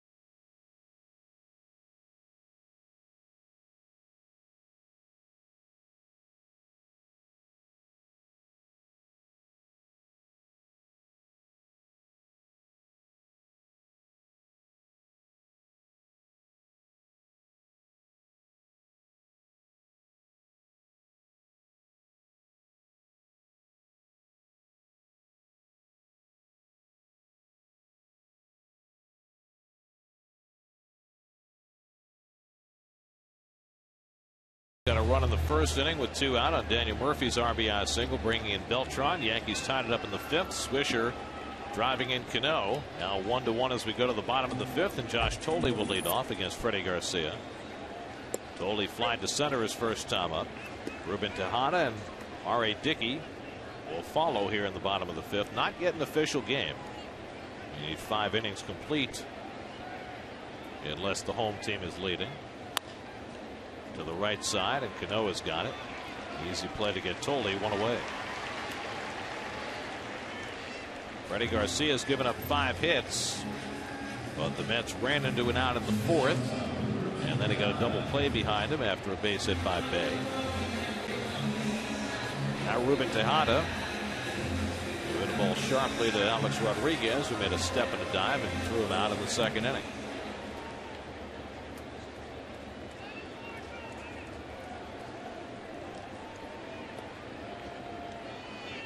Jason Pridey has come out on deck to bat for R.A. Dickey, and wow. You were talking about it, the fact that he was doing a little loosening out on the mound, and I wonder whether that has anything to do with the fact that Pridey's on deck. Well, he was loosening up, also manipulating his arm a little bit, and then he walked off the mound after that big out. Really had a noticeable limp. Through 28 pitches in that top of the fifth, 85 for the game. And a fastball outside to Tejada, 2-0. So it looks like Dickey is done after 5 innings. Pedro Beato, first man up in the Mets bullpen.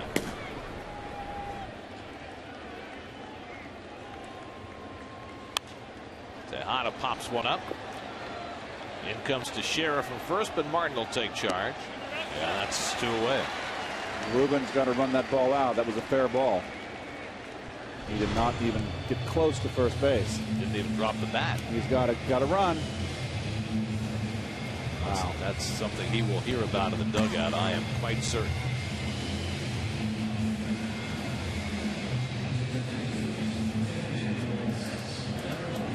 So 2 out and nobody on now. Jason Pridey bats for R.A. Dickey.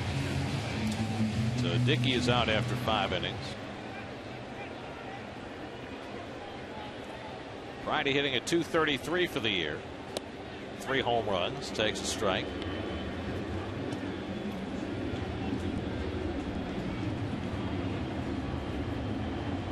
Pridey appearing for the first time in this series. And he pulls off the splitter, and it's 0-2. Well, the Mets looked like world beaters on the road, didn't they? And you couldn't expect them to hit at that kind of torrid pace forever. But things have certainly gummed up here. Swing and a miss, and so Garcia with the easiest of innings against the lower third of the Mets order. An 8-pitch inning, and we're through 5, tied at 1.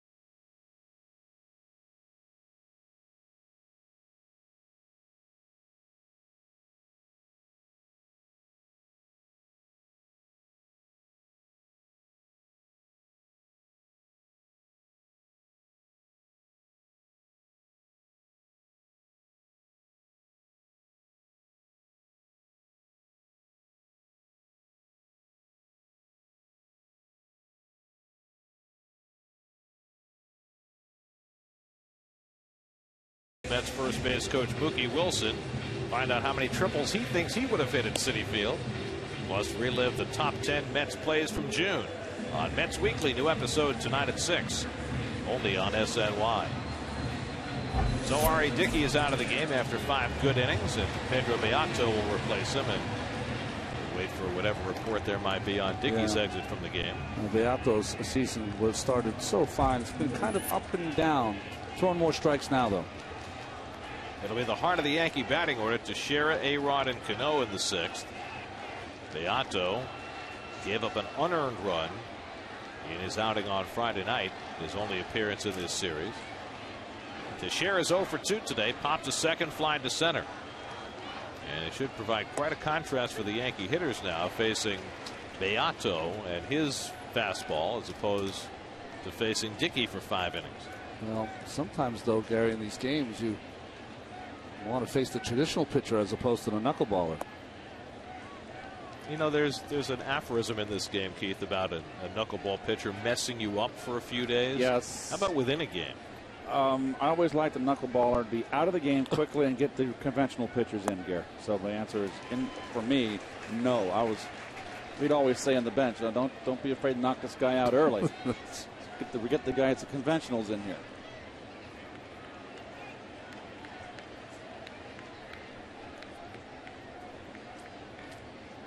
Now the 1-2, and Teixeira pulls one down to Duda, who will take it himself. One away. So 1 out and nobody out. Let's check in with Jonas Schwartz for a New York State Smokers Quit Line game break.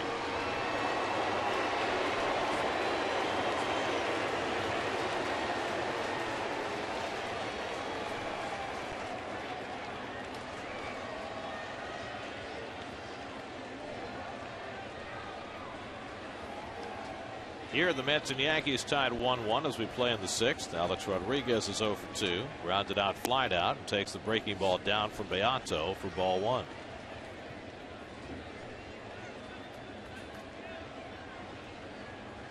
A-Rod 4 for 11 in this series. And loses the bat, which sails to the far end of the Yankees dugout.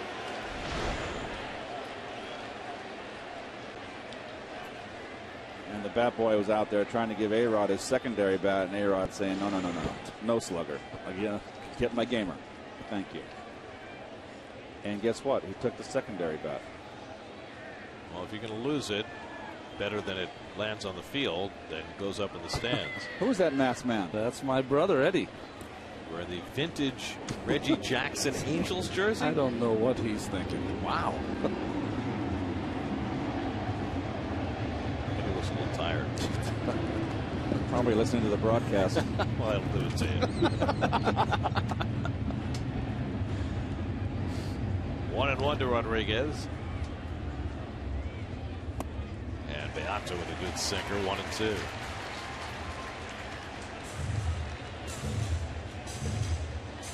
Beato was talking before the game with Kevin Burkhardt today about how much more aggressive he is being now than he was when he first came back from the DL. And that breaking ball strikes out A-Rod for the second out. Boy, it was a hanger.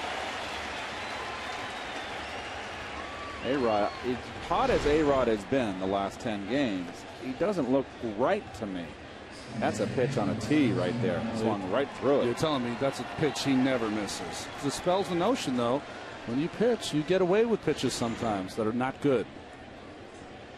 So 2 out and nobody on. Now Cano, who doubled to left and scored the Yankees run in the 5th inning.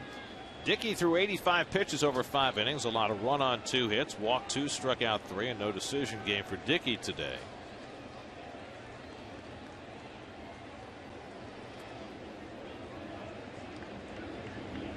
And Cano hits one out to right center field. A long run over to the gap, and Pagan gets there to end the inning.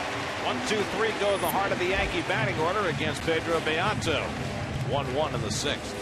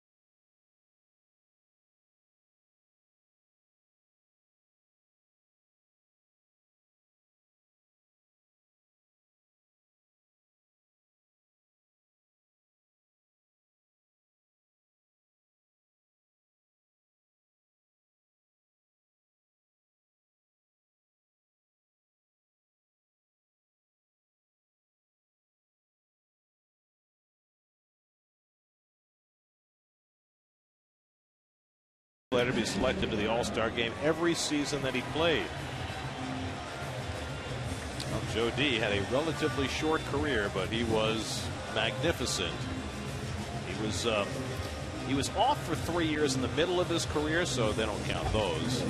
43, 44, 45, he was in the military.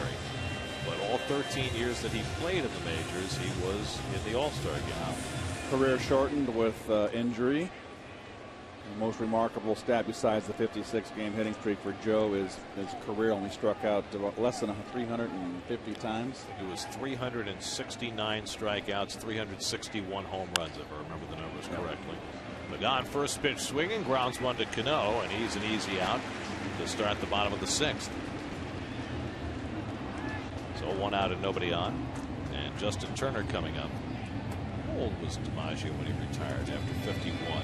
This has been, what, 35? Yeah. A lot younger than I thought. Because he had a few years, great years, in the Pacific Coast League before he first came to the Yankees. Came up at 36, I think. Batted 400, didn't he, in the Pacific Coast League one year? So he was 36, going on 37 when he retired. Would have turned 37 in November of 51. 1 out and nobody on. Justin Turner, and he takes a fastball for a strike.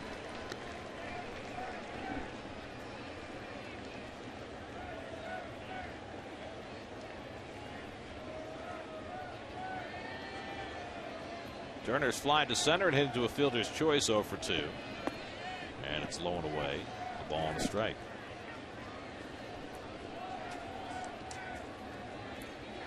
The word on R.A. Dickey is that he left the game with a tight left gluteus maximus.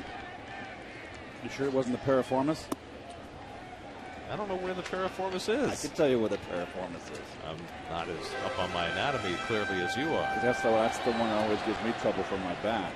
That's the only reason why I know that. So that's above the gluteus maximus. I don't know. It's tight. Closer to the ischial tuberosity.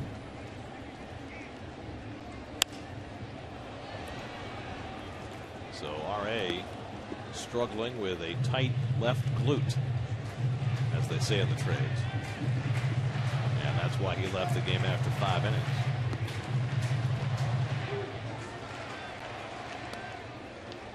That isn't a problem getting on a 6-hour flight to Los Angeles, by the way. Yeah, wow. That's a very good point.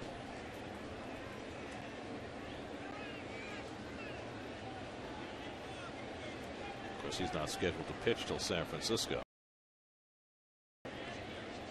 2-2, and Turner loops one behind first to Teixeira back, and he can't quite hang on. Great effort by Teixeira. It's a foul ball. Boy, I'll tell you what, he just goes all out after everything all the time. Well, see how he doesn't stop running? It's like a wide receiver catching a long bomb. It always, your tendency is to think you got it, and you shorten up, and then you miss it. But he kept running full speed. He just missed it, which is a rarity for him. Good effort. He's a hustler. There are 25 guys like him on your team, and you'll go far. So Turner back to the plate with another chance. No error on the plate, clearly.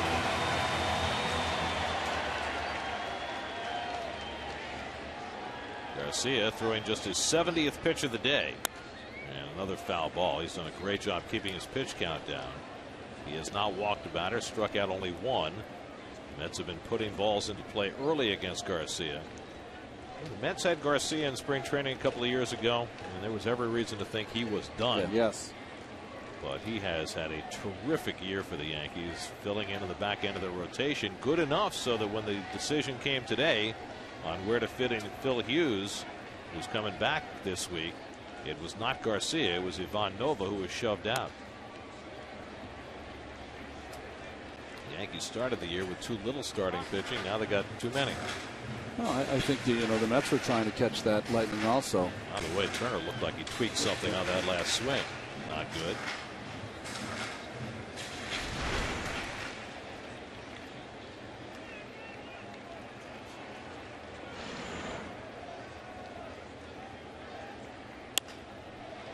Out to left center field. Gardner was playing over that way. And that's the second out.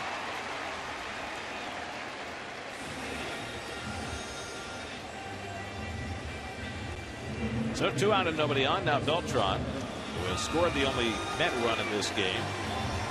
Double down the right field line in the first.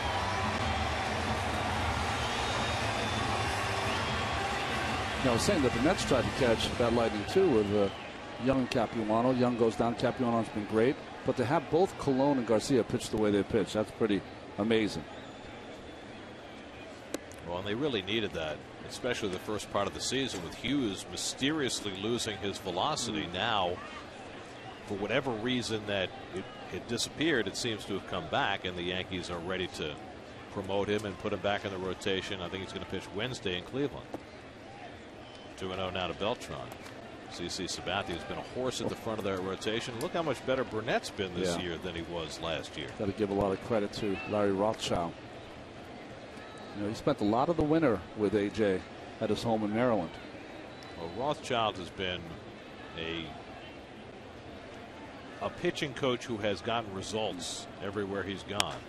Beltran drills one down the line toward the pole, and it's just foul. He barely missed a home run on a bullet.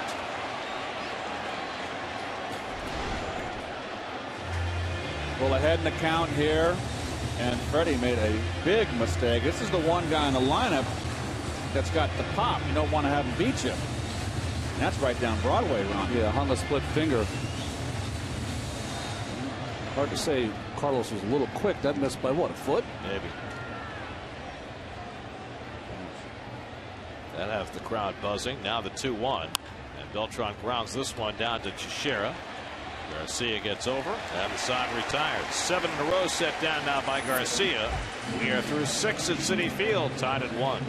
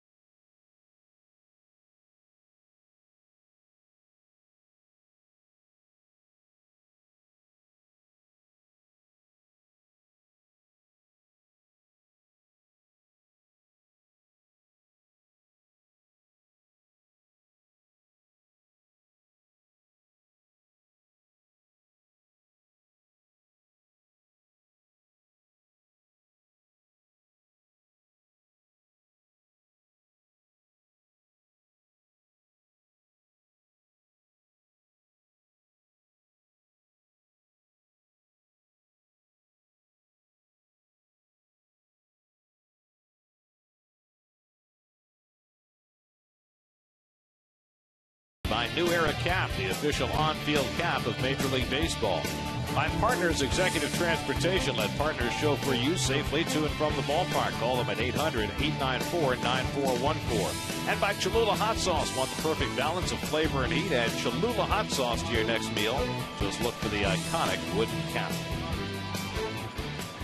Pedro Beato pitched a 1-2-3 6th inning, stays on for the 7th. To face Nick Swisher, who's driven in the only Yankee run with a base hit in the 5th. And a call strike to Swisher, 0-1. We've got a little fuller report on R.A. Dickey, who left the game with a tight left glute. Well, what happened is that in the 4th inning, he slipped a little on delivering the baseball to the plate it was after that he felt a little tightness. And from the report we got, it said that it was a similar situation to one that he felt last year while pitching at Dodger Stadium. So it's at least a familiar issue for him. Familiar, and he did not miss a start after that. Right. 1-2 to Swisher with Martin and Pena to follow.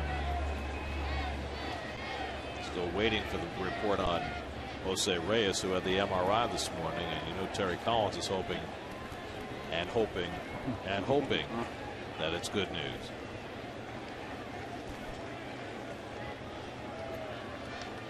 One-two to Swisher. Fastball just off the plate.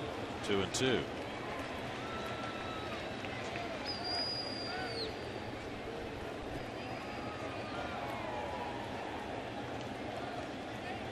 Beato was talking before the game about how Carlos Beltran had urged him to be more aggressive with the hitters, and that he really took that to heart. And when Ruben Tejada failed to run out the pop-up earlier in the game, it was Beltran on the bench who said something to Ruben as he came into the dugout. Well, really, it is Carlos who's going to be the guy that has to make everyone accountable on the field. Probably Jason Isringhausen and Francisco Rodriguez in the bullpen with young pitchers like Beato.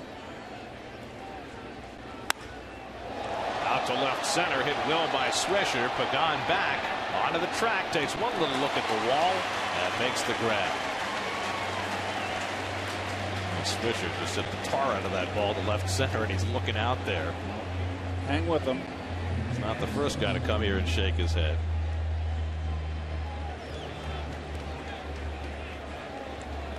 So 1 out and nobody on. Now Russell Martin, who's 0 for 2.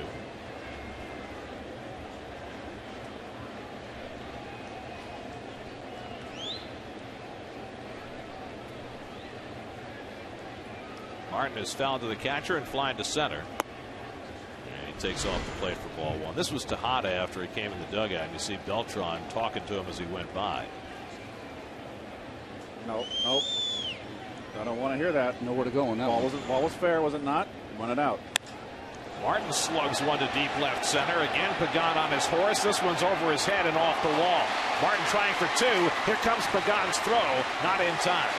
And Martin has a 1-out double. A couple of balls hit very well off Beato. One caught, and this one off the fence. Well, this didn't sink. Stayed straight. They want it away and comes out over the inner half. He's lucky he didn't get that more on the screws.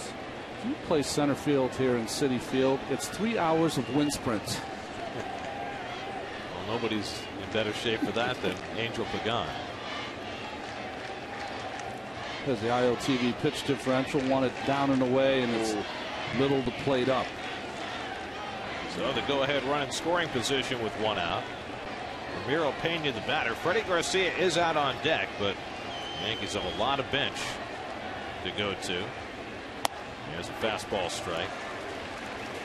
Eduardo Nunez probably not available with a tight hamstring, but of course they've got Jorge Posada, Chris Dickerson, both available as left-hand hitters. Boone Logan up in the Yankee bullpen. Tight hamstring after getting 7 hits. Riding pine. Posada getting his helmet. Well, chopper, and Beato's got the runner trapped. He'll let Tejada do the work, and Murphy makes the tag, and they keep Pena at first base.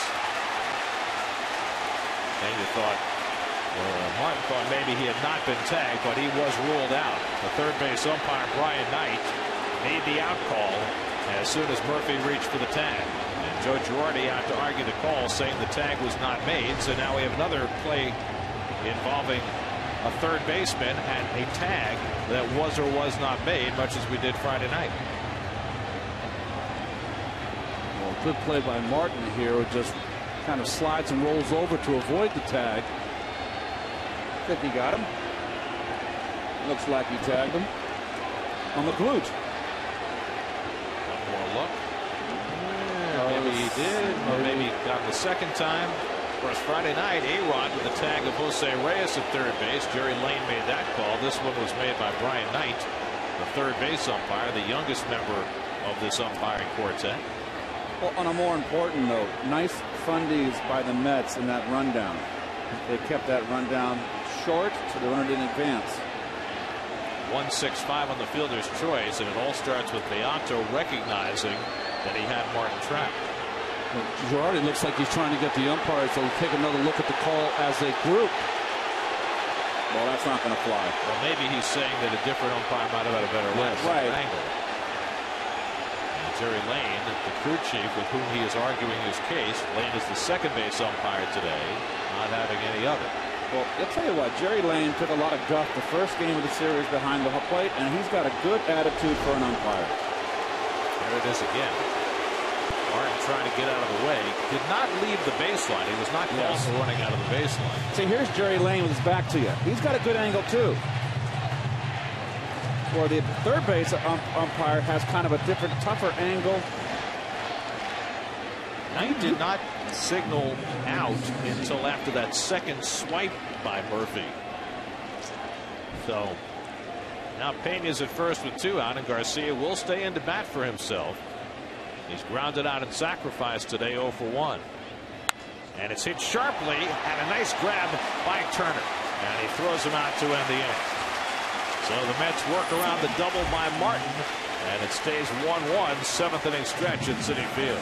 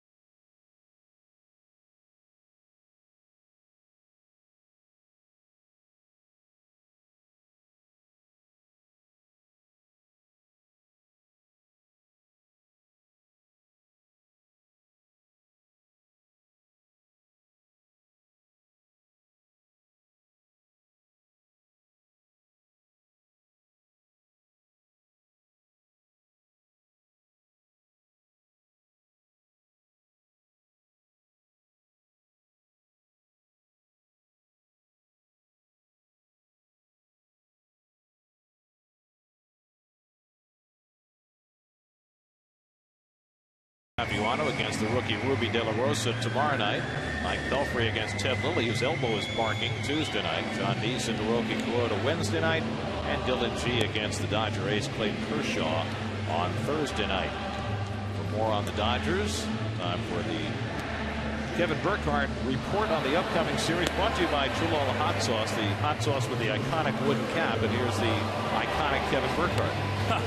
I haven't quite reached the status of the wooden cap, Gary, but I appreciated that. You know, talking about the Dodgers, I was talking to a scout about their lineup, and he said, boy, there's a lot of inconsistency in their lineup. Obviously, Ethier's had a great year. Kemp's had an year. Let's face what he's done. But outside of that, there's not much. Said, if you're me, I'm walking Kemp every time because James Loney does not scare you.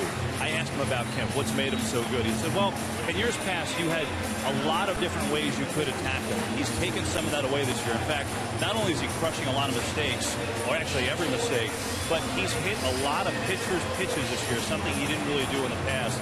That's the thing about Kemp that's made him so good this year. You know, think about it, guys. The last 2 years, the West Coast trip has been really the demise of the Mets season. I mean, last year, good first half. Yes, they slumped a little bit going into the break, but then came out, had that disastrous trip, and for the most part, that was it. 2 years ago, Jose Reyes, that's when the injury occurred, blew it out in L.A. You had just craziness in L.A. of that series. And, you know, that West Coast trip the last 2 years has been really a big pain for this team. So it's a huge week coming up. Well, you know, Jason Bay's going to want to keep his face away from the wall at Dodger Stadium.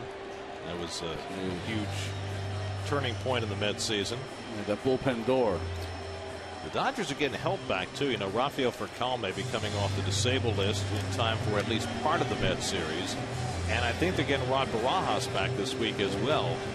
Barajas now with an ankle injury. You know, he'd love to play against his old team.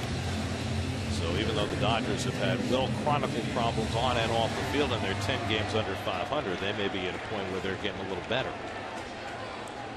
Tie game, bottom of the 7th. Daniel Murphy leads off. Murphy 2 for 2, singled in the only Met run back in the first. Freddie Garcia's gone all the way for the Yankees.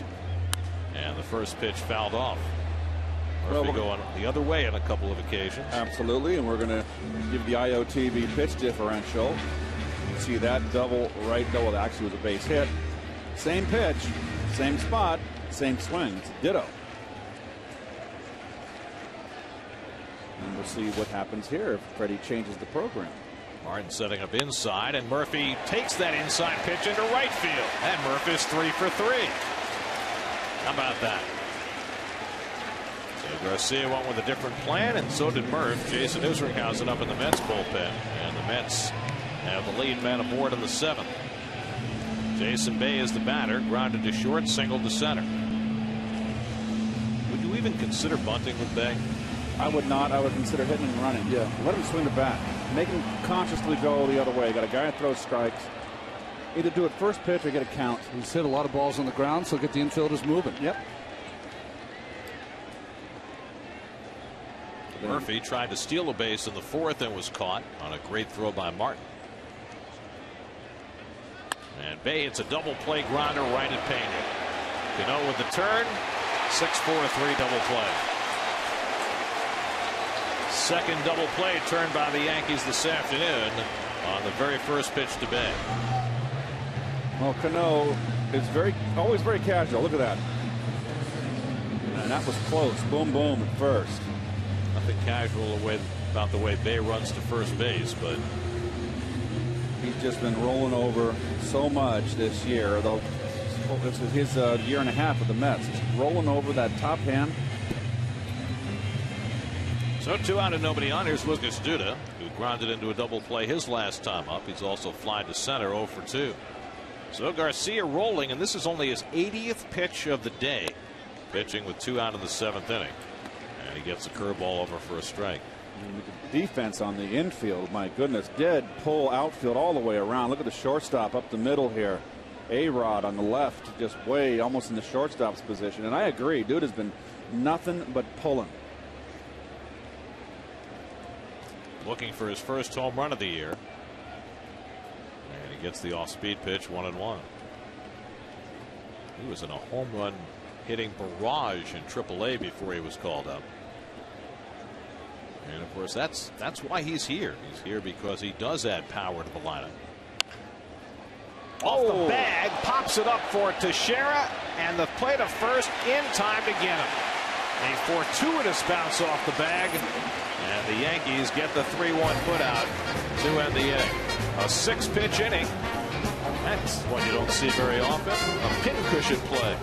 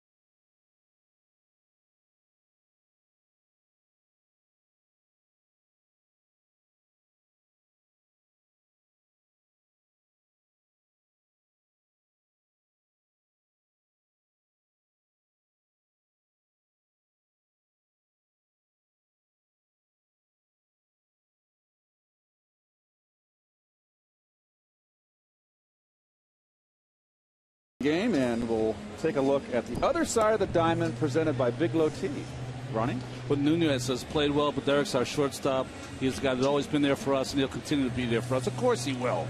I mean, that's the silliest thing I've ever heard. Nunez has had a nice first 2 games, 7 for 8.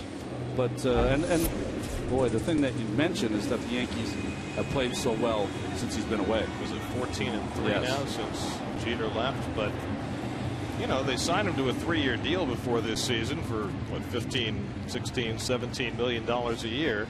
Not going to put him on the bench. Jason Isringhausen on to pitch in the 8th inning in a tie game, top of the batting order for the Yankees. Brett Gardner has struck out twice today and drawn a walk 0 for 2. And Murphy in very tight at third base against Gardner, who takes the fastball down for ball 1. Quite a relief effort by Pedro Beato today. 2 scoreless innings. He allowed just 1 hit, and now Isringhausen tries to keep it going after Dickey was forced to leave after 5 because of a tight glute. And that fastball misses in tight, and it's 2-0.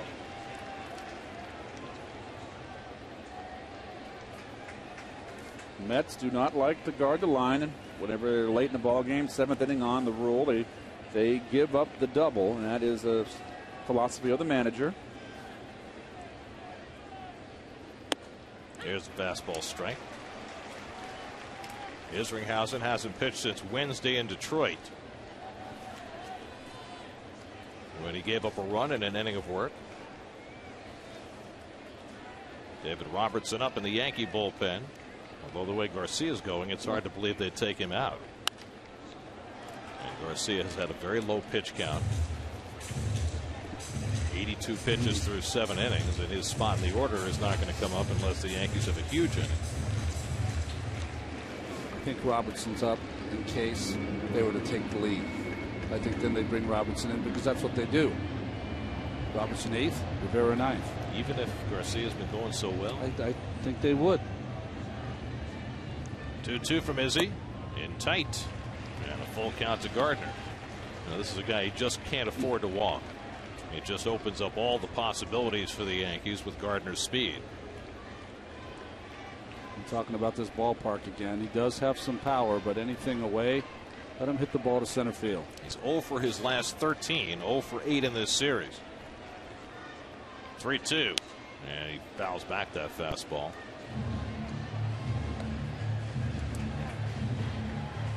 Izzy in now, but Pedro Beato rushed into action, kind of did a nice job over 2 innings. Not just pitching, but also his calm on that comebacker to trap Martin off second base.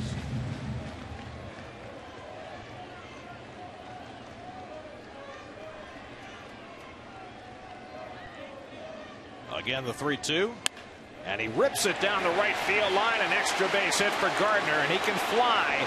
Beltran into the corner to get it. Gardner heads for third, and he will make it easily. A leadoff triple for Brett Gardner.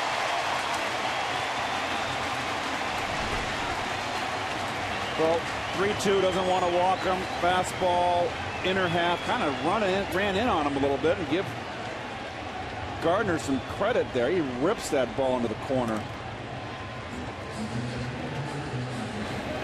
And with his speed, watch him pick up the third base coach here. He's not looking where the ball is. Ball's behind him, picks up his third base coach. Well, he snapped an 0 for 13 skid, his 5th triple of the year. Now the Yankees in business. Mets have to bring the infield in for Curtis Granderson, who's 0 for 2 and a walk. Granderson takes the curveball for a strike, 0-1. So Izzy threw all fastballs to Gardner and starts out Granderson with a hook. Well, there's the infield defense. It's pretty much straight away, but the infield in tight. Another curveball, and Isringhausen needing a strikeout ahead on Granderson, who has struck out 84 times this year, including once today. Well, he's got that guy in the on-deck circle, and the guy in the hole is A-Rod. So that's a tough chore ahead for Izzy. Out of 2 frying pans into a big fire. Here's the 0-2. A drive to right. That'll get the run in. Beltran the catch. Gardner comes in. And the Yankees go in front 2-1. Sacrifice fly for Granderson, his 58th run batted in, and the Yankees in front for the first time today. Well, after fooling Granderson on 2 curveballs, I think what happened is Izzy tried to get a fastball up and out of the strike zone, but that is middle of the plate and missed with that pitch. Well, you see totally set up inside. Watch it bleed out. Oh, it never even got there, Ronnie, huh? Yeah, right over the plate. Mistake. Now with 1 out and nobody on, Teixeira the batter. He takes the curveball outside. Teixeira 0 for 3 today, 2 for 10 in the series. With A-Rod on deck.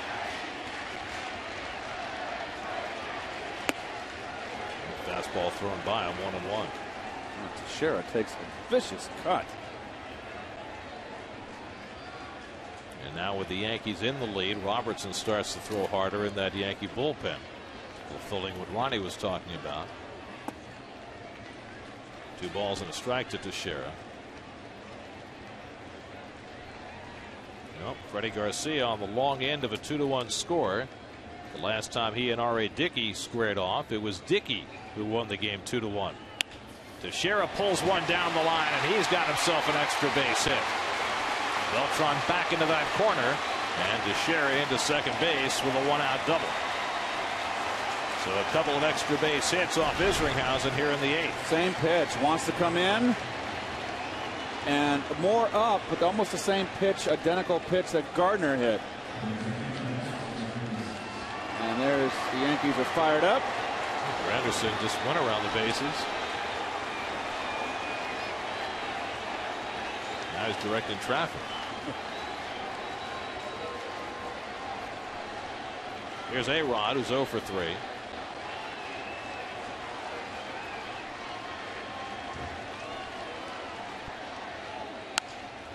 Out to right field. Beltran back to get this one. And Teixeira will stay at second base. 2 out. Let's check in with the studio. Joni Schwartz as a New York State Smokers Quit Line game break.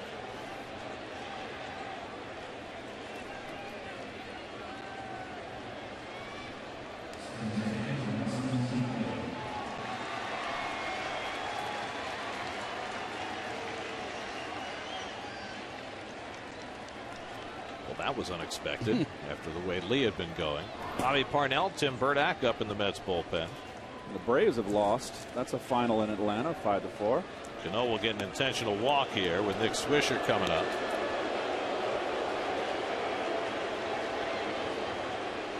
So Swisher will get a chance with 2 men on. Well, the Braves had won 5 in a row and 10 of their last 12 coming into the day. 5-4 the final. Baltimore beats Atlanta. So the Mets, if they could find a way to win this game, could gain a game on the Braves, who started the day 7.5 in front of them in the wild card chase. There's ball 4 to Cano. But for the first time today, the Mets find themselves behind. And here's Swisher, who drove in the first Yankee run with a single to center in the 5th, and a long fly ball to left center that Pagan tracked down in the 7th. So he's 1 for 3 on the day, 2 for 10 in the series.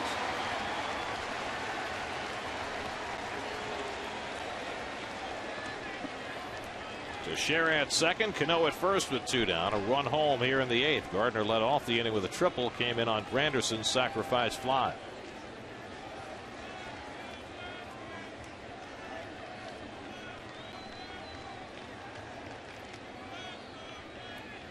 Two on and 2 out, and Swisher takes ball 1.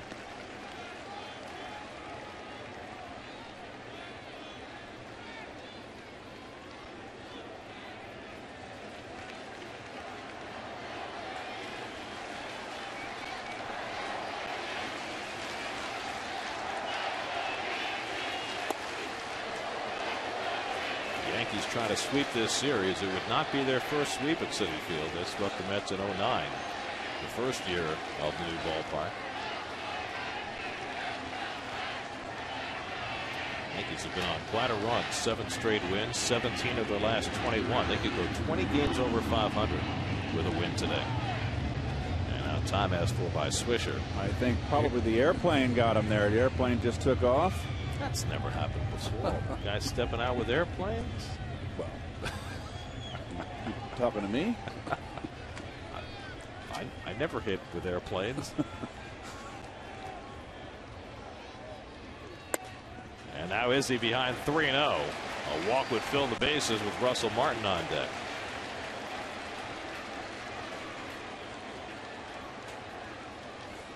It's been a rough inning for Isringhausen already.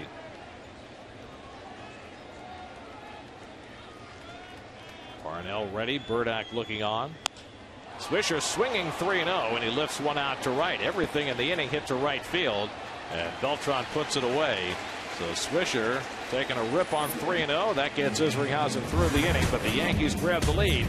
Brett Gardner got it all started, put it in play, and then used his wheels for 3 bases. Came in on the sac fly, and it's 2-1 Yankees in the 8th.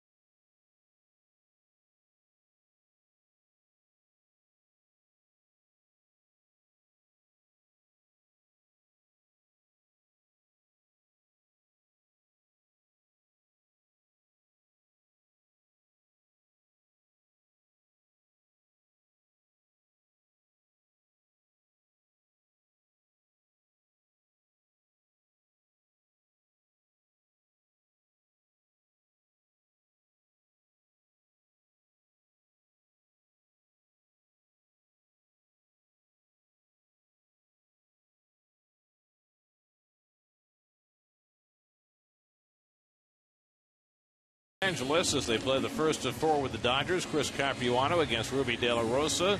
8:30 the coverage tomorrow night for Pepsi Max pregame live right here on SNY.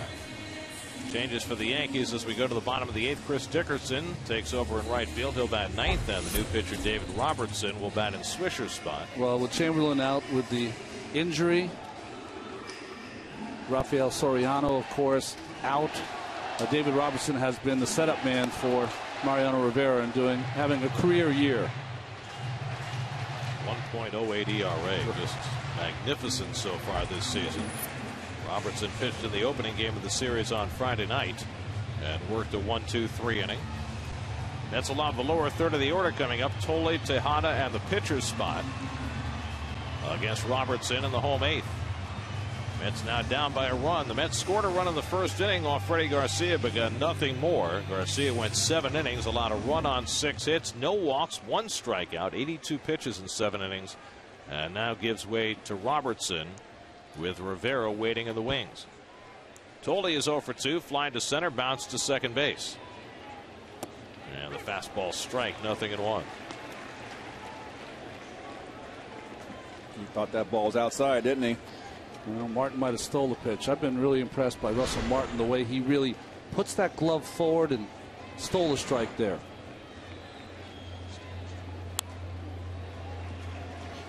Quickly 0-2 to Josh. Red Sox just went in front of the Astros 2-1, getting a run in the top of the 9th as they try to keep pace with this raging hot Yankee team. Boston 2.5 behind starting the day.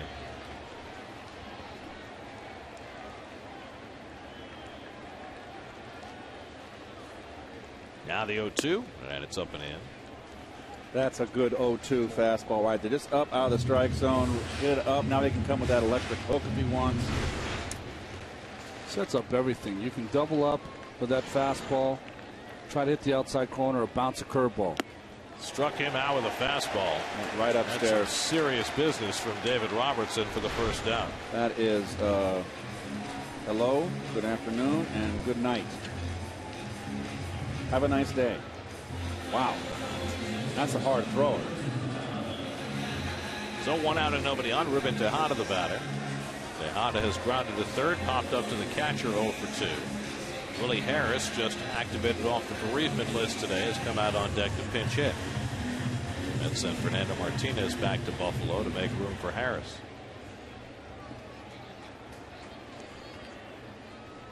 Tejada 1 for 9 in this series. And Frankie Rodriguez getting ready in the Mets bullpen. Here's Harris on deck.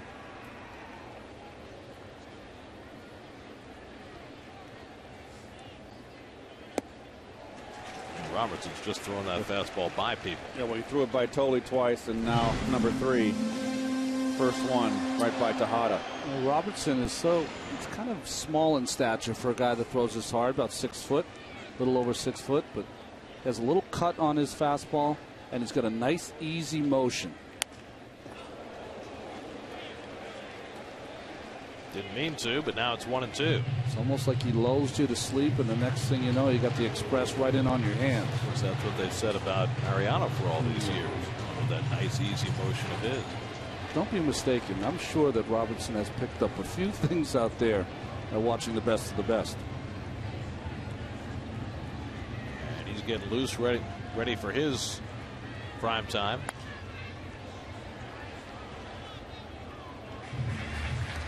And that hurts your confidence when the guy's throwing the ball right down the middle by you. Don Gullett did that to me very early in my career. 3 pitches, all out of the strike zone, up. I was so depressed. How depressed? I didn't sleep well that night, I recall. Could be many reasons for that. That just missed. Robertson thought he had it. Didn't get the call from Bob Davidson. It's 2-2.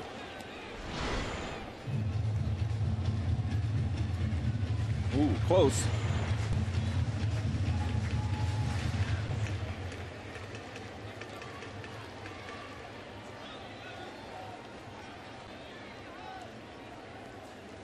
Now on 2-2, Tejada hits one sharply, but right at Cano. And quickly there are 2 down. So 2 up and 2 set aside in the bottom of the 8th. And now Willie Harris. Harris back after a few days with his wife Trey, who was pregnant with what would have been their 3rd child, but they lost the baby, and Trey is home and doing well, and Willie rejoined the team today.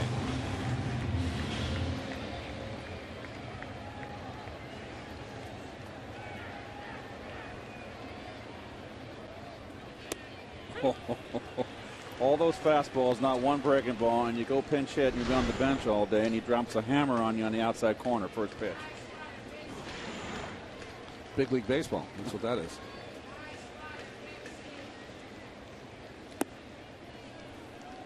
You know, Jabba had the probably best story.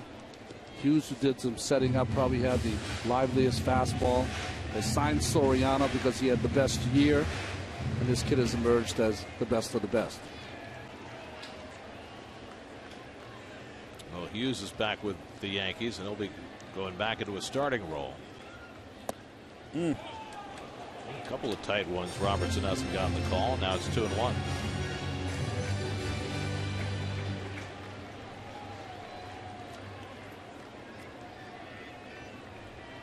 Harris, a guy with occasional power, hit 10 home runs with the Nationals last year.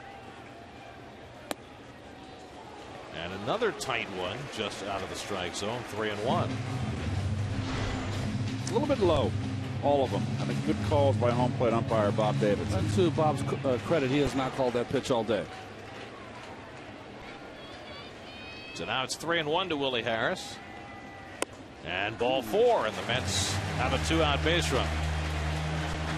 So the tying run on base with Angel Pagan coming up. First walk of the day issued by Yankee pitching. And think about this. The Mets came into this series leading the National League in walks. They have drawn only 6 walks in the 3 games. Which is really a credit to the Yankee pitching staff. You mentioned it coming into the series after that big explosive road trip offensively, is that there's not a whole lot of power on this team, and you don't want to walk anybody. Go after them. Well, the Mets were not seeing a lot of first pitch strikes in Detroit. They've gotten a ton of them in this series. Pagan is 0 for 3. Harris at first and 2 out. And that's ball 1 to Angel. Pagan has flied deep to center, flied to left, and bounced out to second base. Justin Turner would be next. Mets trying to come right back after the Yankees gained the lead in the top of the inning. And Pagan slashes one foul, 1-1.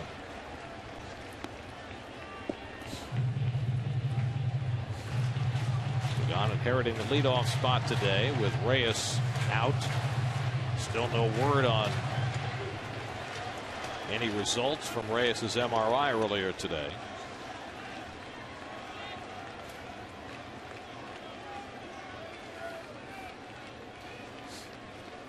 Pagan has had just 1 career at bat against Robertson. 0 for 1.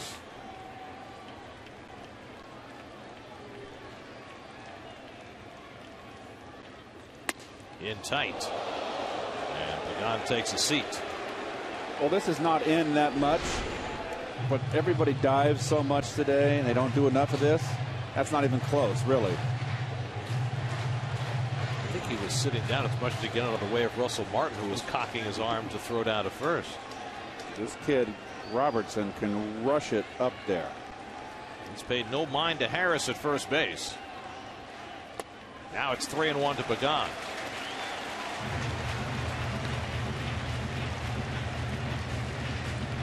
Larry Rothschild, the pitching coach, looks concerned.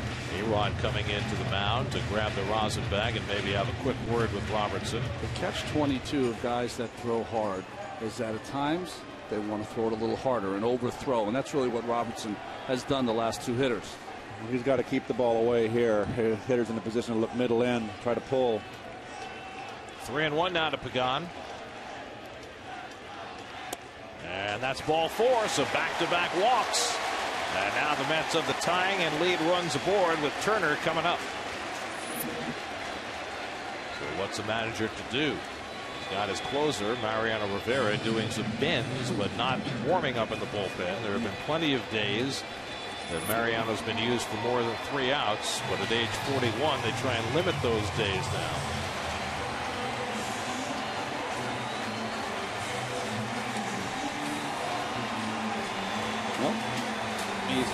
Girardi's hoping for 1 more out.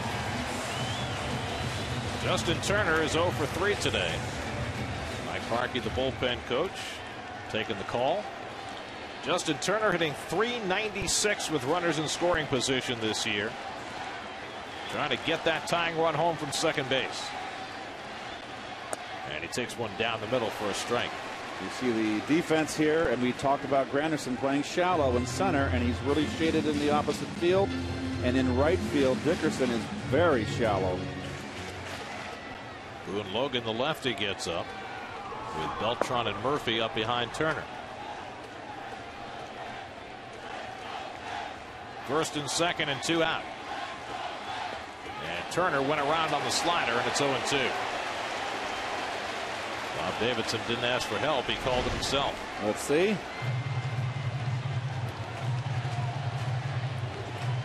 Well, they ring up a lot today. That was a close one. Ron, you want to weigh in? Well, he swung. He didn't crack his wrist, but that bat certainly went far in front of the plate. So now Turner in a 2-strike hole. Remember that Justin appeared to tweak something when he took a cut in his last at bat.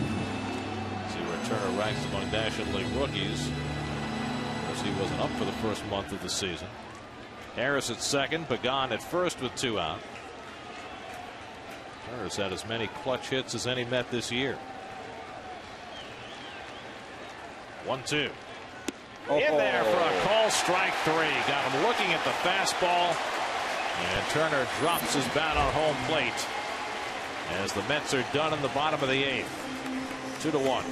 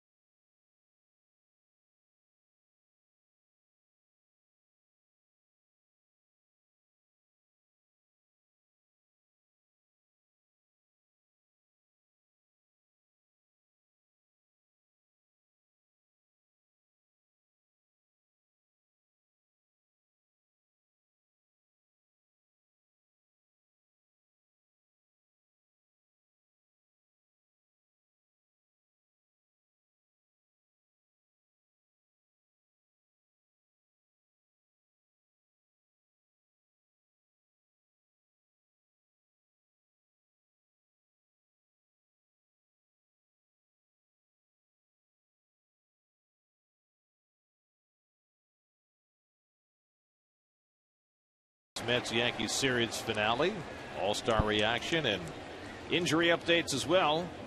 Geico Sports Night tonight starting at 10:30 only on SNY. Frankie Rodriguez on to pitch the 9th inning with the Mets down 2-1. Russell Martin leads off for the Yankees. 1 for 3, doubled his last time up.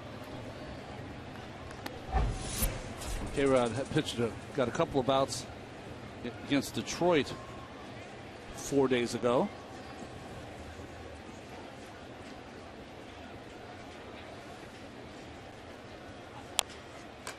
To see him throwing 90 again. Both pitches over 90. What a period there where he was not breaking 88. Now it seemed to have gone back to the 4-seam fastball. Was throwing them more of a 2-seamer for a while. His counterpart, Mariano Rivera, getting himself ready for his first save opportunity in this series. He came on in a non-save situation Friday night. 1-1 to Martin with Pena and Dickerson to follow here in the top of the 9th. And Martin takes a strike on the outside, 1-2.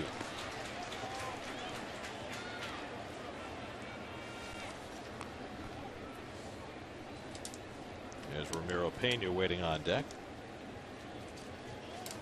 Starting to rain a little bit harder here. Not hard enough to stop the game by any means.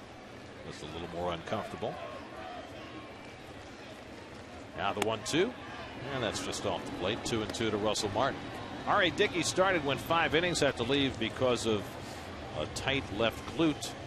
He allowed just a run on 2 hits. Pedro Beato, 2 stellar innings in relief, no runs, 1 hit, but then Jason Isringhausen gave up a run in the 8th, and that has the Yankees in front. Right behind the bag, a foul ball, and it's 2-2.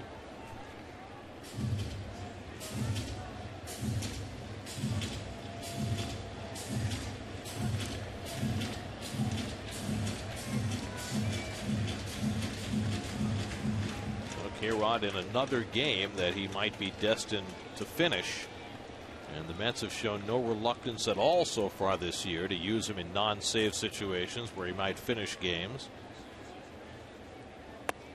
And the curveball, he did not swing, and it's 3-2. We haven't talked a lot about it, but K-Rod's got that clause in his contract. If he finishes 55 games this year, his option kicks in for next year. And Terry Collins has run him out there when he's needed work, regardless of that clause, and he's ahead of that pace at this point in the season. Pulled down to third, and ball comes up nicely for Murphy to handle. Martin retired one away. Well, we showed the American League earlier. Here are the National League All-Star starters. 3 Milwaukee Brewers, Fielder, Weeks, and Braun.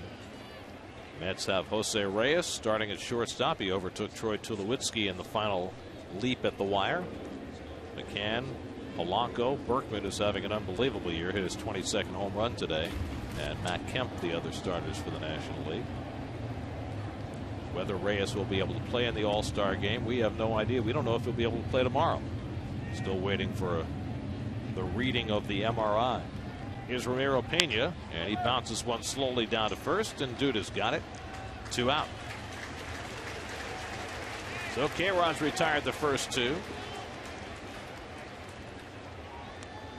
Rivera getting ready. The Mets will have the heart of the batting order coming up in the last of the 9th. Beltran, Murphy, and Bay.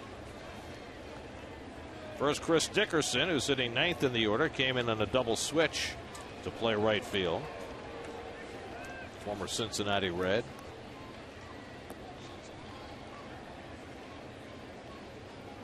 What a great athletic body this guy has. He can run like the wind. Terrific power. Just has never been able to put it all together at the major league level. Nope. It's all about hitting. Can you hit? You can't steal first.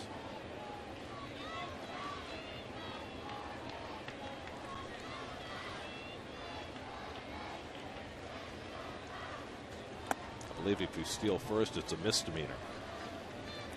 Is that all? Well, what's the value of first base? Well, I would have thought it was a felony. Do you? Yes. I don't know if that's petty theft or capital crime. I dare say not. Capital.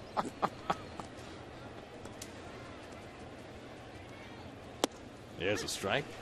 No, change up from K-Rod, 1-1. You guys are talking about the Yankees in the All-Star game. In '85, when I was at the All-Star game, the Padres had Tony Gwynn starting in right, Craig Nettles at third, Templeton at short, Steve Garvey at first, Terry Kennedy catching, and Lamar Hoyt pitching. It's a lot. It's boring. Well, it wouldn't have been so bad except for those ugly uniforms they wore. Oh, yeah, they were terrible. Mustard and mud. Dick Williams, the manager. That was an ugly uniform.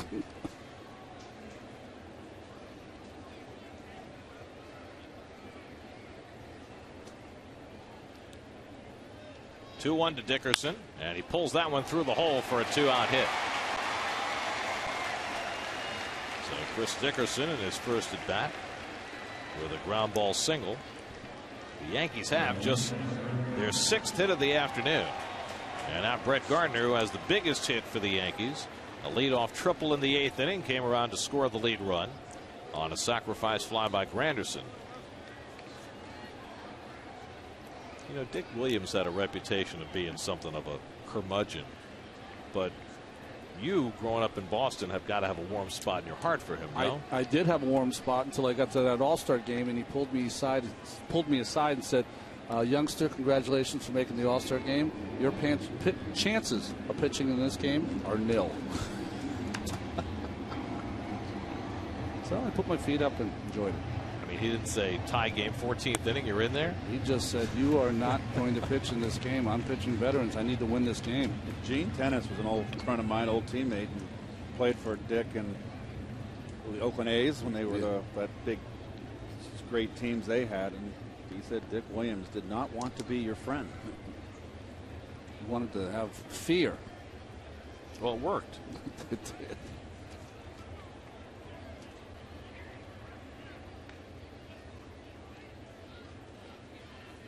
And Gardner takes it off the plate. Ball and a strike. Of course, Dick Williams was the manager of the Impossible Dreams team in Boston in '67. And then in that World Series with Oakland, Gene Tennis became Gino Tanacci. And Dick Williams got in the Hall of Fame just recently, and deservedly so.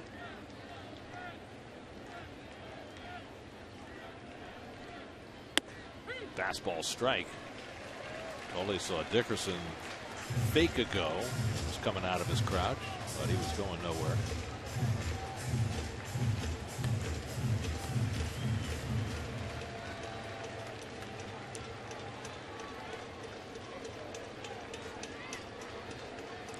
So now K-Rod trying to put this inning to bed.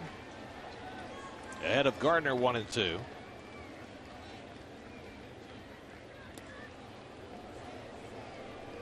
Got to be careful when you're going back to that bag late in the game when there's been a lot of rain. It gets very slippery on the top of that base. Watch Dickerson. You can hurt yourself. You keep the tag. You always keep the tag on the runner because that could happen, and he'd be out. Toward the hole on a base hit for Gardner. Dickerson turns at second. He'll hold on there. So back-to-back 2-out hits for Dickerson and Gardner. And now Curtis Granderson will get another turn, this time with 2 men on.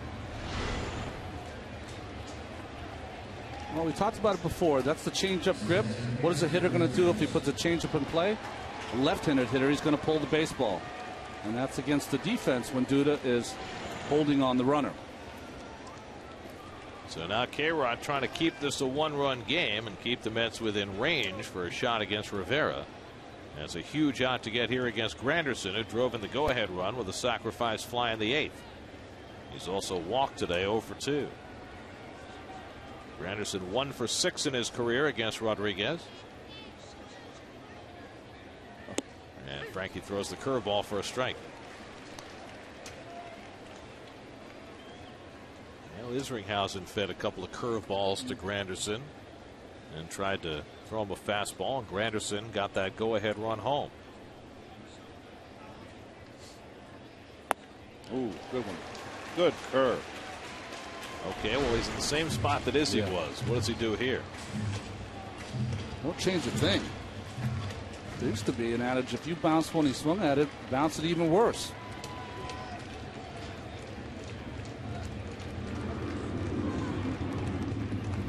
Anderson had a changeup for a home run against Dylan G yesterday.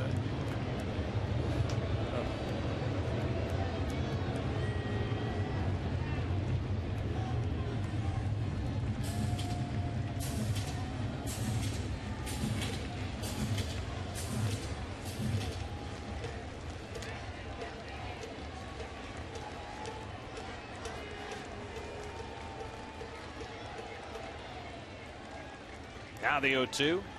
Up and in with the fastball.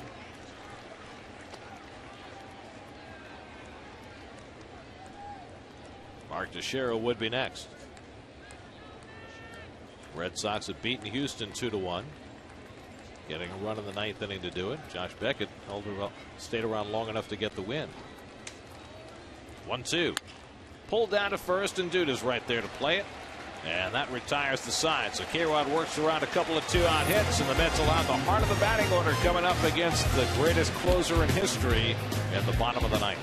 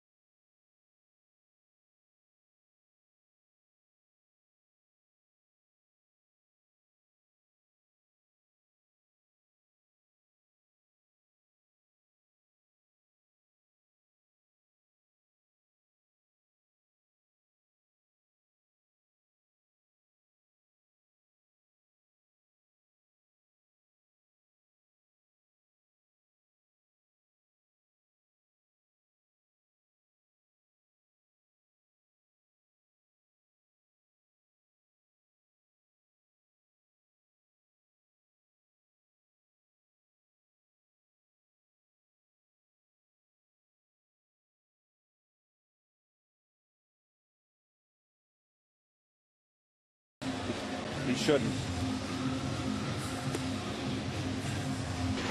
Right after Ron and Keith and Kevin and I are done here, keep it tuned for Lincoln Postgame Live. Chris Carlin and Bobby Ojeda live from Citi Field with this postgame edition of Lincoln Postgame Live. All the highlights, the analysis, and they'll take you inside the Mets clubhouse. Terry Collins postgame chat as well.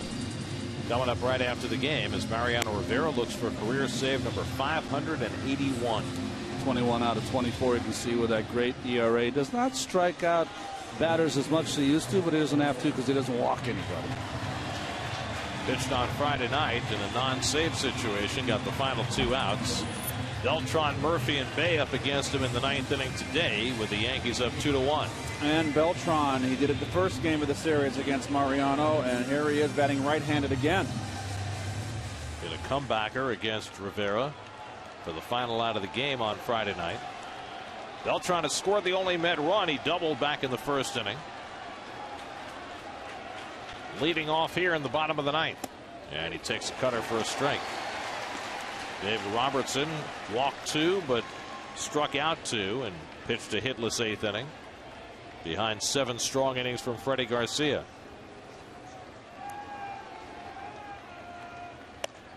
Only Trevor Hoffman has more saves than the 41-year-old Rivera. Hoffman finished his career last year with 601. Rivera just 21 behind him. Murphy on deck, Bay behind him. Oh, Lynn called it all day. That's the borderline knees. There's the save leaders. Career. A couple of Mets lefties 4 and 5 on that list.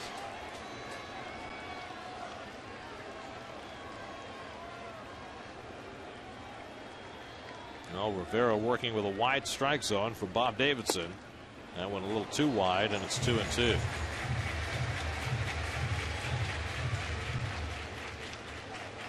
"17 years throwing 1 pitch, and he's the best there ever was at his craft."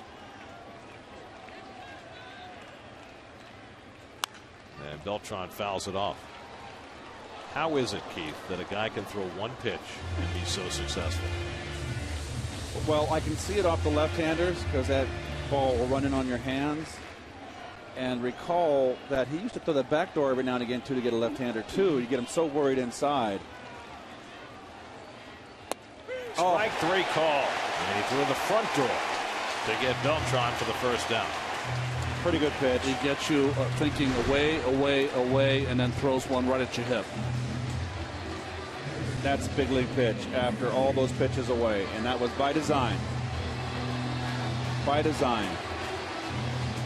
And that's how he does it, Garrett.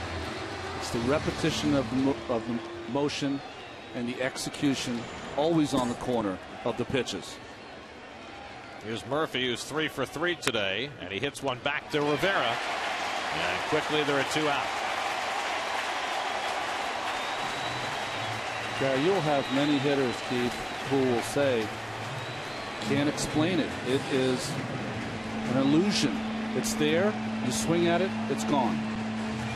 Jason Bay has a home run in his career against Rivera. 2 hits and 7 career at-bats against him. And the Mets need a blast right now.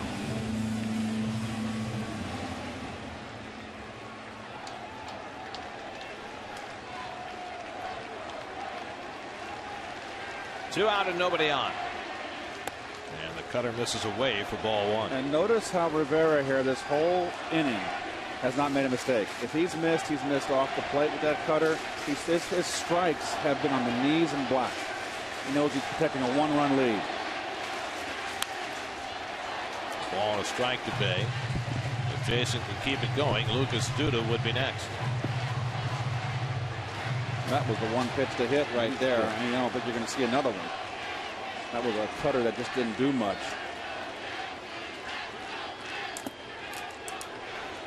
2 balls and a strike.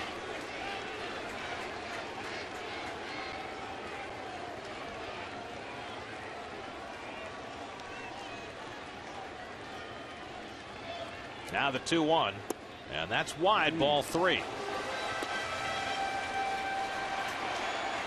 Rivera has converted better than 89% of the save opportunities in his career. That doesn't even talk about the postseason. Swing and a miss, 3-2. So now the Mets are down to their final strike.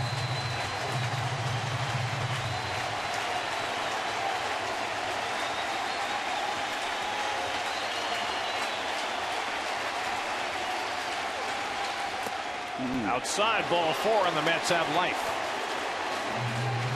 The tying run aboard with 2 out.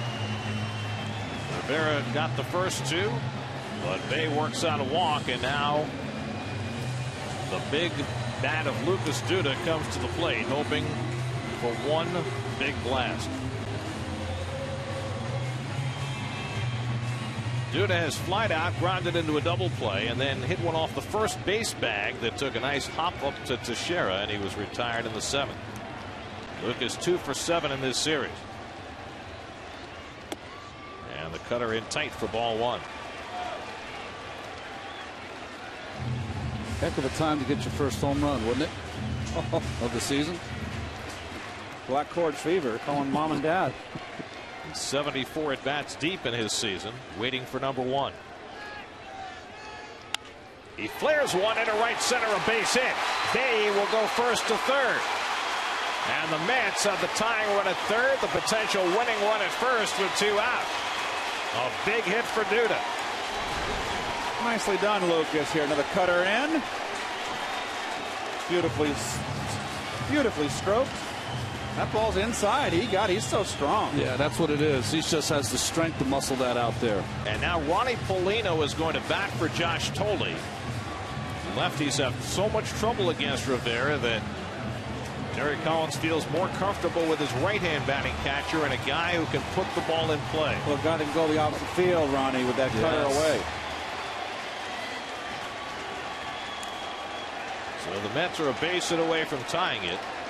An extra base hit away from potentially winning it. 2-1, last of the ninth.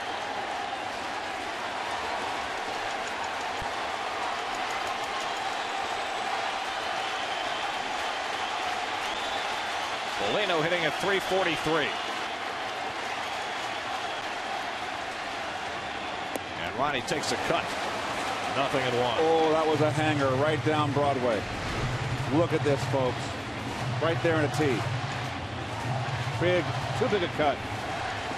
Too big a cut, going for the downs. Yeah, just need a base hit here, but granted, just off the bench. He'll do that early in the count and then shorten up later. He's 0 for 4 as a pinch hitter this year. And he takes a strike. And again, Rivera is 1 strike away.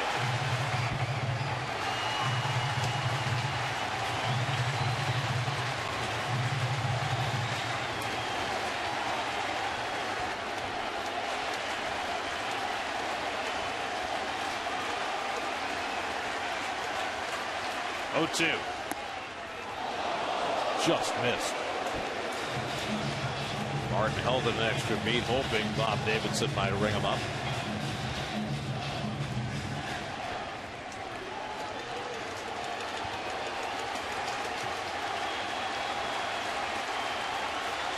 One and 2 to Ronnie Polino.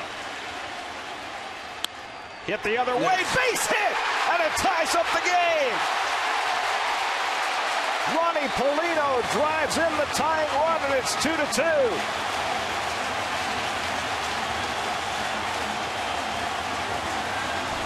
Well, there's your approach. Go the other way with that cutter. He just places it right there. Good move by Terry Collins. Good matchup. Paulino who goes that way. Good call. The Mets with 2-out magic in the bottom of the ninth. The 2-out hit had been their staple during their hot streak. They had 2 out and nobody on against Rivera, a walk to Bay, and base hits by Duda and Polino to tie the game and hand Rivera his 4th blown save of the year. Now Tejada with the winning run at second. Fouled off. Well, Duda at second base, not a great speedster, and Tejada who goes the other way. You see Dickerson and right. And Granderson in center, shaded the opposite field end shallow. It's going to be hard for Duda to score.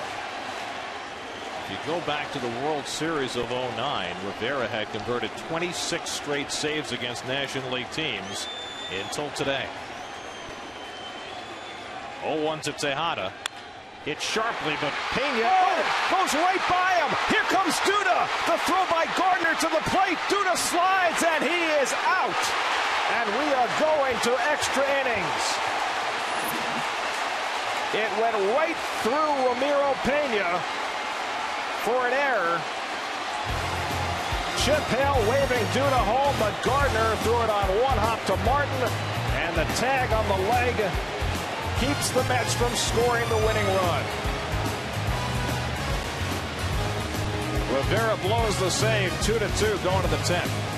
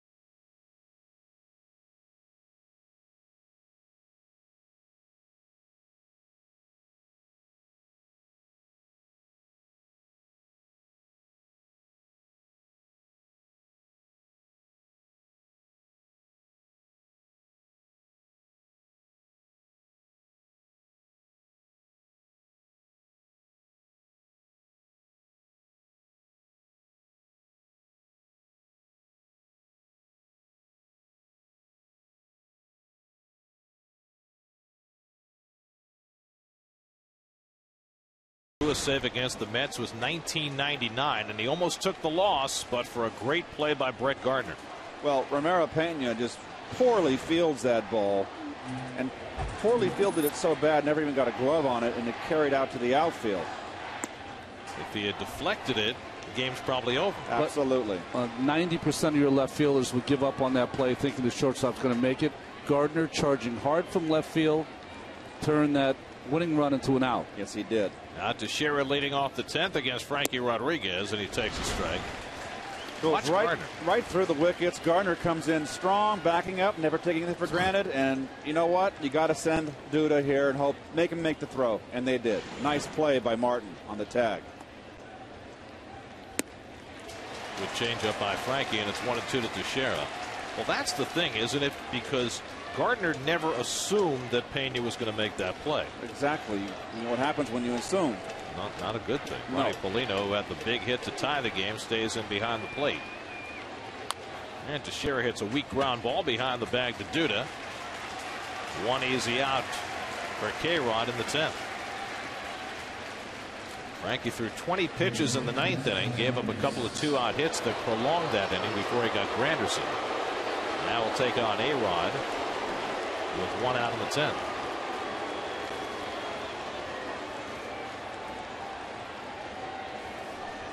The 2-out walk you talked about, Keith. Yep. K-Rod against A-Rod, and K-Rod has had the upper hand. Alex Rodriguez just 2 for 17 against him. And a fastball strike. So K-Rod brought in when the Mets were behind. And now trying to keep it tied in the 10th.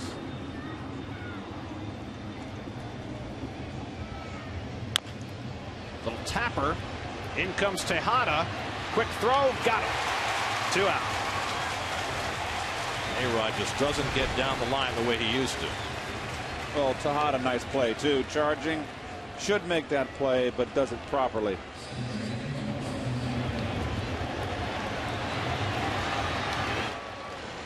There was a time in his career when he was a 40 stolen base guy. But the effort's there, but it seems like his legs kind of have atrophy by the time he gets to first. So 2 out and nobody on. Here's Robinson Cano. Cano doubled and scored the first Yankee run back in the 5th. The only run given up by R.A. Dickey in his 5 innings of work. Luis Ayala gets up in the Yankee bullpen.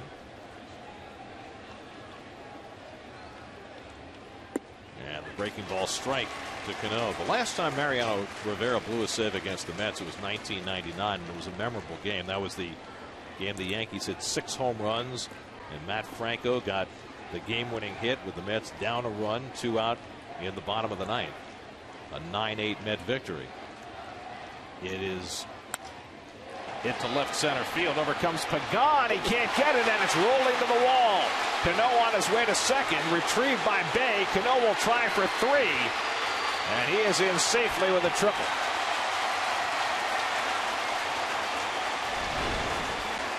Well, this is misplayed by Pagan here. He thought he had a beat on it and didn't get there. And with 2 outs, you've got to play it a little safe. You want him to be aggressive. He thought he had a chance to make the catch, but he just misjudged it. And now you're got a guy with a chance to win a ball game instead of a runner being on first. The double has to score him. And Jorge Posada will be the pinch hitter with the pitcher's spot due up. Now you got first and second base open. You have a right-hand hitter Martin on deck. What do you do here with Posada? Boy, he's much stronger from the left-hand side. Pitched to him very carefully. Here we go. They're going to walk him. So the Mets are going to throw 4 wide ones to Posada, and they'll deal with Martin instead. And remember, behind Martin, you have Ramiro Pena, and there are no left-handed bats left on the Yankee bench. So A-Rod can afford to walk Posada and be careful to Martin.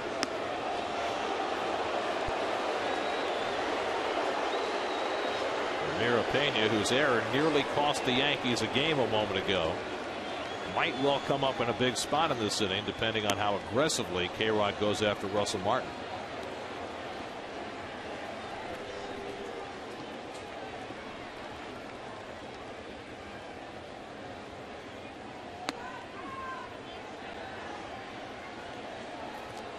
It'll be the Mets' second intentional walk of the game.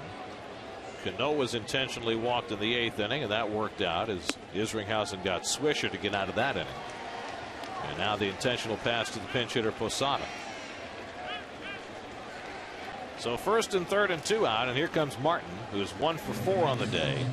Double to left center back in the 7th. And let's not forget, too, on the other side of that field, on the other dugout, you've got skipper Terry Collins playing with a man short today. So he's only got Scott Hairston left on his bench. So Terry and Ken Oberkfell talking about strategy there as K-Rod gets set to go after Martin, who's 1 for 5 in his career against Frankie. First and third and 2 out, 10th inning tie game. And the first pitch curveball for a strike. Keith, you like holding Posada on? Wouldn't it be better to play behind him? He's not going to steal a base. I would play behind him. Absolutely. Just to give you, 5 more feet. This is already K-Rod's longest outing of the season. First time he's gone an inning and 2/3. And a fastball just misses. 1-1 to Martin. The switch hitter Pena is on deck. Cano with the 2-out triple. Posada was intentionally walked. Each team with 2 runs, 8 hits, and 1 error.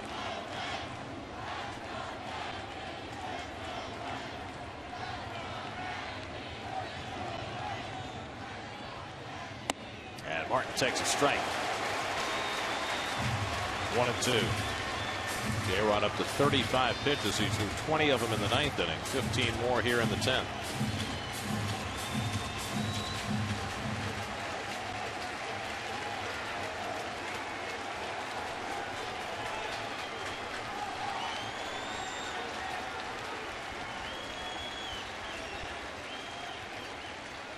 Now the 1-2. Slow ground ball. Murphy's got it to second for the force, and K-Rod gets out of the inning. His first 2-inning outing of the year. Now the Mets will set about trying to win it in the bottom of the 10th.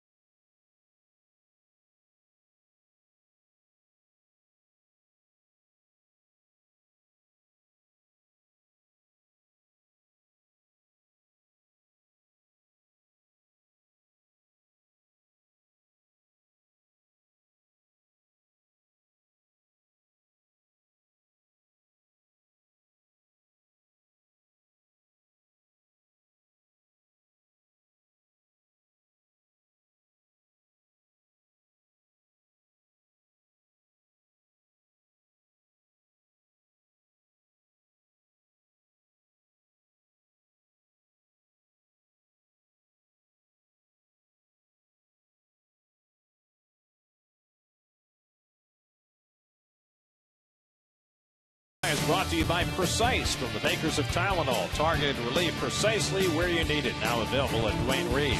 By IOTV. Get the best in HD free with IOTV. By StubHub. Next time you want to catch a Mets game, head to StubHub where you'll find a great selection of seats for every game. By FreeScore.com. 3 credit scores, 1 place. By Geico. By State Farm. Today's State Farm agent of the day is Brian Gill of Melville. Contact Brian's office at brianmgill.com. And by AT&T, rethink possible. Former Met Luis Ayala comes on to pitch for the Yankees at the bottom of the 10th. Well, his 402nd appearance in the major leagues, his finest season with Washington in 05 with 8 wins. And having himself a good year for the Yankees. Scott Hairston, the last available bat on the Mets bench, unless you count Jose Reyes, who was on the bench but undoubtedly unavailable today. Will bat for the Mets, hitting for K-Rod, who went 2 innings for the first time this year. Frankie went at least 2 innings 4 times last season, but he did a fine job today to hold the fort in the 9th and 10th. Bobby Parnell getting ready in case there's an 11th inning. Terry Collins hoping there will not be. It'll be Hairston, Pagan, and Turner to try to win it for New York against Ayala, who pitched Friday night, walked the first man he faced, and then retired 2 hitters before he was pulled. Hairston hitting at .244. And Scott watches wide for ball 1. Hairston with 3 home runs this year. 1 of those 3 as a pinch hitter.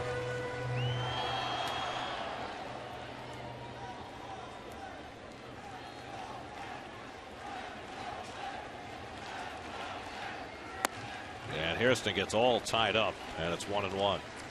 Now, we talked about it in the open today, what an enormously important game this is for the Mets. A, you don't want to get swept by the Yankees ever. B, you've got Reyes on the shelf for the moment. And C, they started the day 7.5 behind the Braves, and they're set for a West Coast trip starting tomorrow. Now, the Braves have lost, and the Mets have a chance to pick up a game. And they have already staged 1 remarkable rally in this game, down to their final out, down to their final strike twice. They scratched out a run in the 9th against Rivera and nearly won it. Now trying to get themselves a walk-off in the 10th. And now it's 3-1 to Hairston. So Ayala, who walked his first batter Friday night, in danger of doing the same.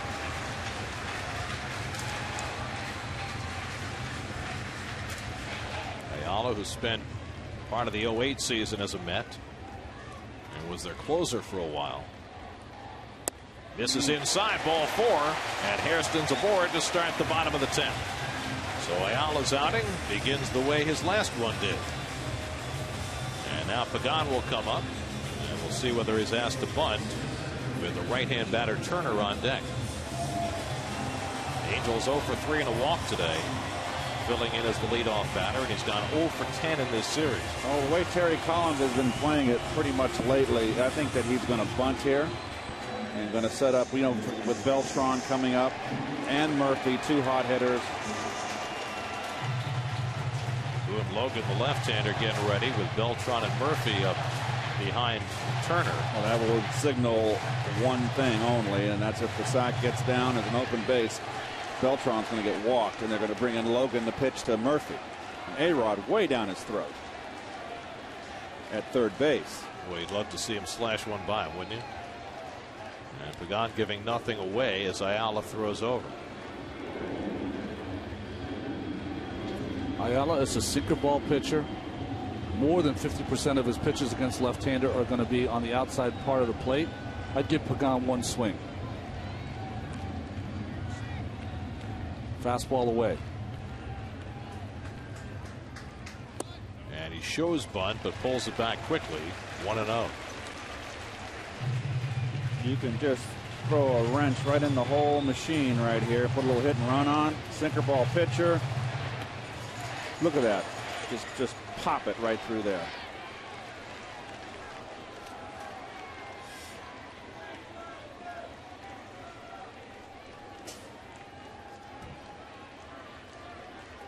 Hairston at first and nobody out.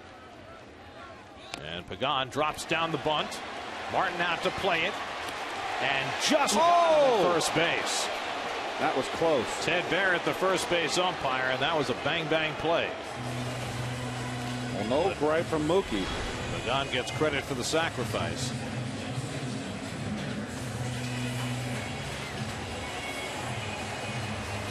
So you get no stretch from Cano, second baseman covering. He's parallel to the throw. It's just about a time. Yep. But most importantly, Hairston's now at second base. And 2 cracks to get that winning run home with Turner and Beltran. And as Keith said, it stands to reason if Turner doesn't get it done, Beltran won't have a chance. They'll walk him and go after Murphy with the lefty. I love the way the defense is set up for Turner. You've got Cano holding on the runner at second base right there and vacating that hole, which Turner loves to hit to. Up and in, ball 1. And I got a hunch they're just going to pound him in, Ronnie. Turner had a crack in the 8th inning with 2 out and 2 on, but took a called third strike from David Robertson. Now another chance here in the 10th with Beltran on deck. Hairston carrying the winning run at second base. And again they come up and into Turner, 2-0. Yeah, they're going to pitch him in. Problem is if they wind up walking Turner, then they have to pitch to Beltran. That's absolutely correct. That's driving their manager and their pitching coach crazy. Now he needs a strike here, Gary, and he's more apt. A pitcher can make a mistake here. Do not take. Turner's been an outstanding clutch hitter from the day he arrived.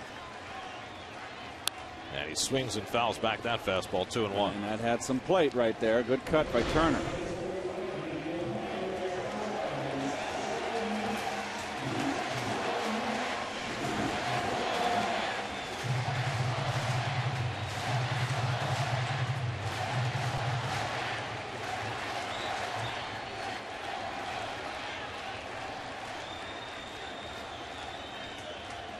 Two-1 from Ayala. Inside and hit him. And Turner, who was hit in a big spot to drive in a winning run earlier this season, now is hit in not quite as big a spot, but what it does is force the Yankees to pitch to Carlos Beltran. Well, on a 2-1 pitch, not even close.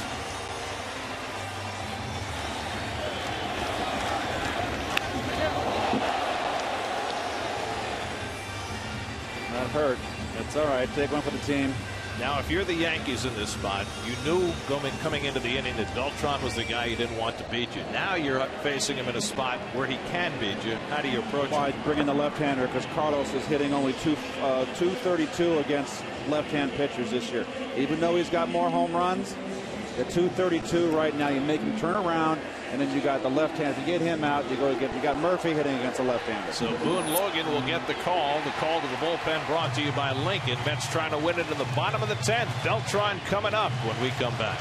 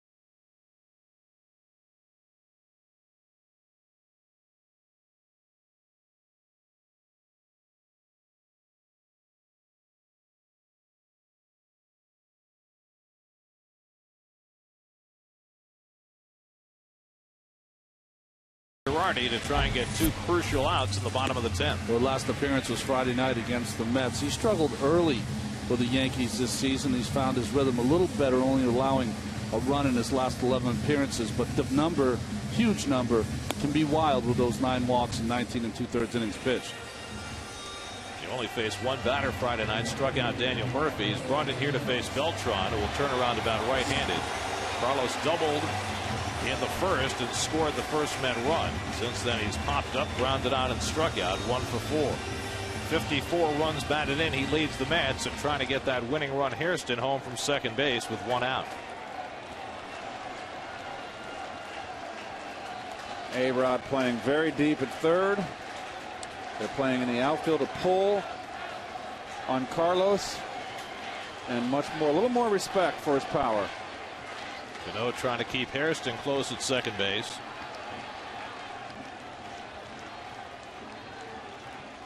And Logan gives him a look.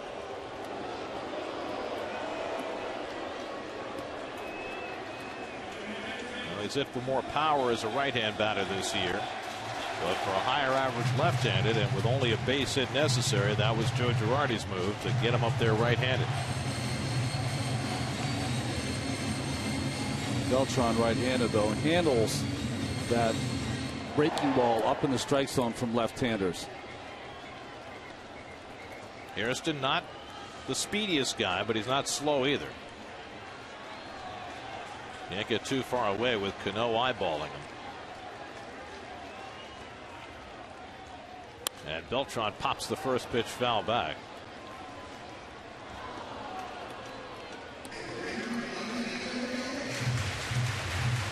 Daniel Murphy would be next. Murphy already has 3 hits tonight.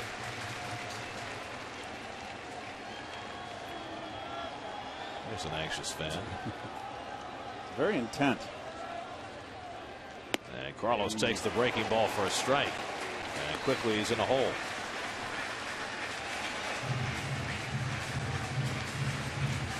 54 runs batted in, 8th in the National League. Needs one skinny one here to get the Mets a win.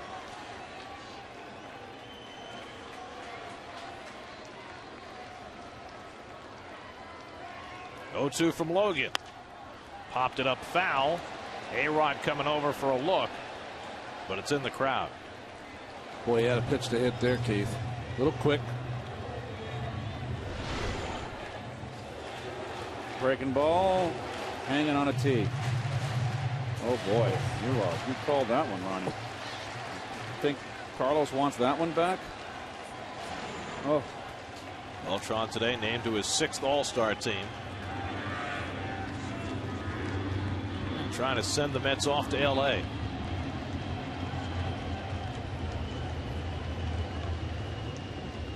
Swing and a miss. He got him with the off-speed pitch. So Logan fans Beltran for the 2nd out. He wants this slider down and in. It's another breaking ball right down the middle. A little away, Ron, and just Carlos swung right through it. It was one of those sliders that just did not break. So now 2 out and 2 on, and it's left to Murphy, who is 3 for 4 today and has driven in a run. Faced Logan on Friday night, and Logan struck him out. Bit surprised that Gardner in left is not playing a little more in, a little shallower. He's played very shallow the whole game. This is a situation for Murph, just needs to get a base hit. And Murphy takes a fastball for a strike. Borderline pitch. Well, that was a borderline strike, and Murph didn't get it. So many of these pitches over the course of the game today not called.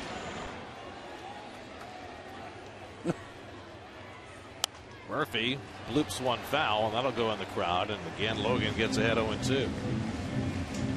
Mets tied it in the 9th. They were down to their last out. Bay walked due to single. Polino, as a pinch hitter, drove home the tying run. Hector Noesi up in the bullpen. The Mets had a chance to win it on the error by Ramiro Pena on the ball hit by Tejada, but Gardner threw out Duda at the plate. This would be such a big win for the Mets here. Going on the West Coast trip.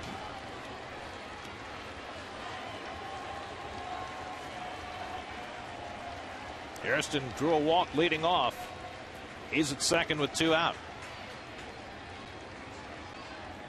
And Murphy slaps one. In comes Pena. He bobbles it, and everybody's safe.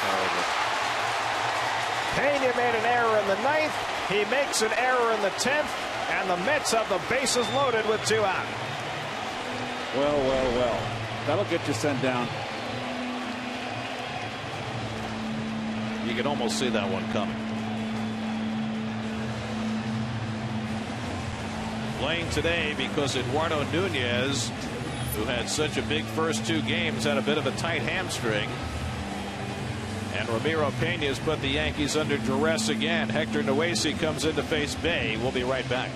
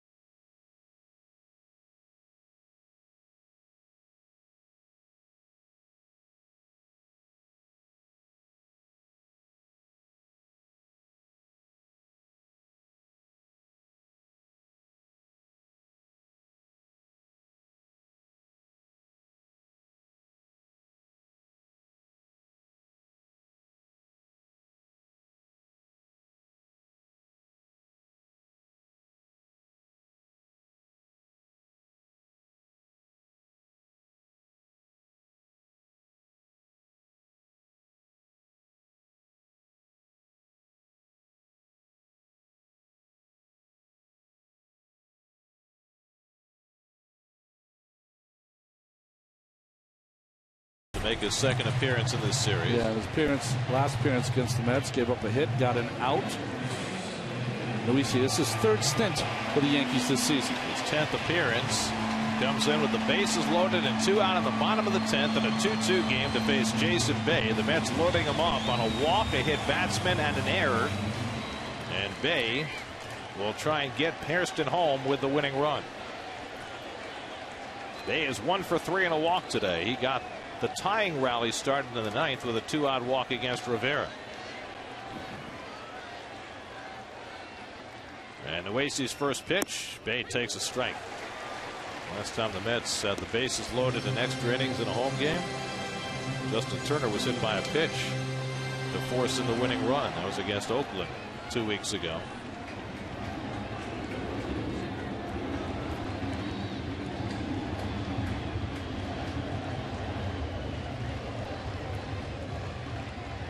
Bay hits it in right center, and the Mets are going to win it.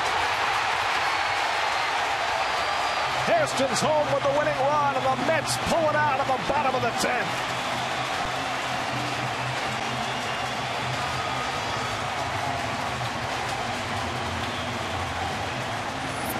Jason Bay with the walk-off hit in a game where the Mets were down to their last strike against Mariano Rivera. They tie it in the 9th and win it in the 10th to keep the Yankees from sweeping. Well, ironically, here in this ball game, the last 2 runs the Mets get were on leadoff with actually 2-out walk with Mariano, and Hairston, that man right there, leads off this inning with a walk, winds up scoring the winning run. This is a huge win for the Mets. A big hit for this man right here, Bay, who has struggled all season. And this Met team, I tell you what, you got to give them credit. They've got fight. They were 2 outs from being done and going on a road trip on the West Coast, getting swept at home, and look at this. What a reversal. Well, on a day that they have uncertainty about their star player, it was going to take a communal effort to win this ball game today. A much-needed victory and a big hit for Jason Bay. The Yankees had gone in front in the 8th inning. The Yankees had Mariano with 1 out left to get, but the Mets rallied to tie it in the 9th. And they win it in the 10th, an unearned run on Jason Bay's RBI single. And the Mets get back to 500 with a 3-2 win. As you check out the Audi game summary, Yeoman worked by Francisco Rodriguez, working 2 innings in relief to get the win. Equally as good, Pedro Beato earlier with 2 strong innings after Dickey was forced to leave because of injury after 5 innings. Let's go downstairs to Kevin Burkhardt. Jason, how did that one feel, first of all? I mean, probably pretty good. You know, we were down the game and you know, come back against Rivera. You know, to get out there, and for me, just you know, trying to get my feet going out there, and that was a big hit, you know, for us and for me, and it feels great. Let's talk about against Rivera. Obviously, he's so tough. 2 outs, nobody on. I mean, what is your mindset, and you know, to be able to not swing and take a walk there as you did? I mean, you know, as you can see by the 3-1 pitch where I almost fell over, you know, you tend to try to get big, and then after that you realize 2 strikes, try to keep the inning going. All of a sudden it's a bloop and a ground ball, and we almost won it there, but tough to do against that guy. How did that change just the energy? I mean, here you are on the verge of, you know, possibly, you know, going on a road trip, losing 3 in a row, and then boom, you know, you get back and tie it. What did that do to this bench? I mean, it was real up and down. You know, we come back and tie it great, and all of a sudden that ball skips into the outfield, and then guys are ready to jump the railing, and then all of a sudden you get thrown out. So it was the biggest high and the lowest low all at once, and you know, we kind of we hung in there. Personally, you know, be up in that spot and to get a chance to deliver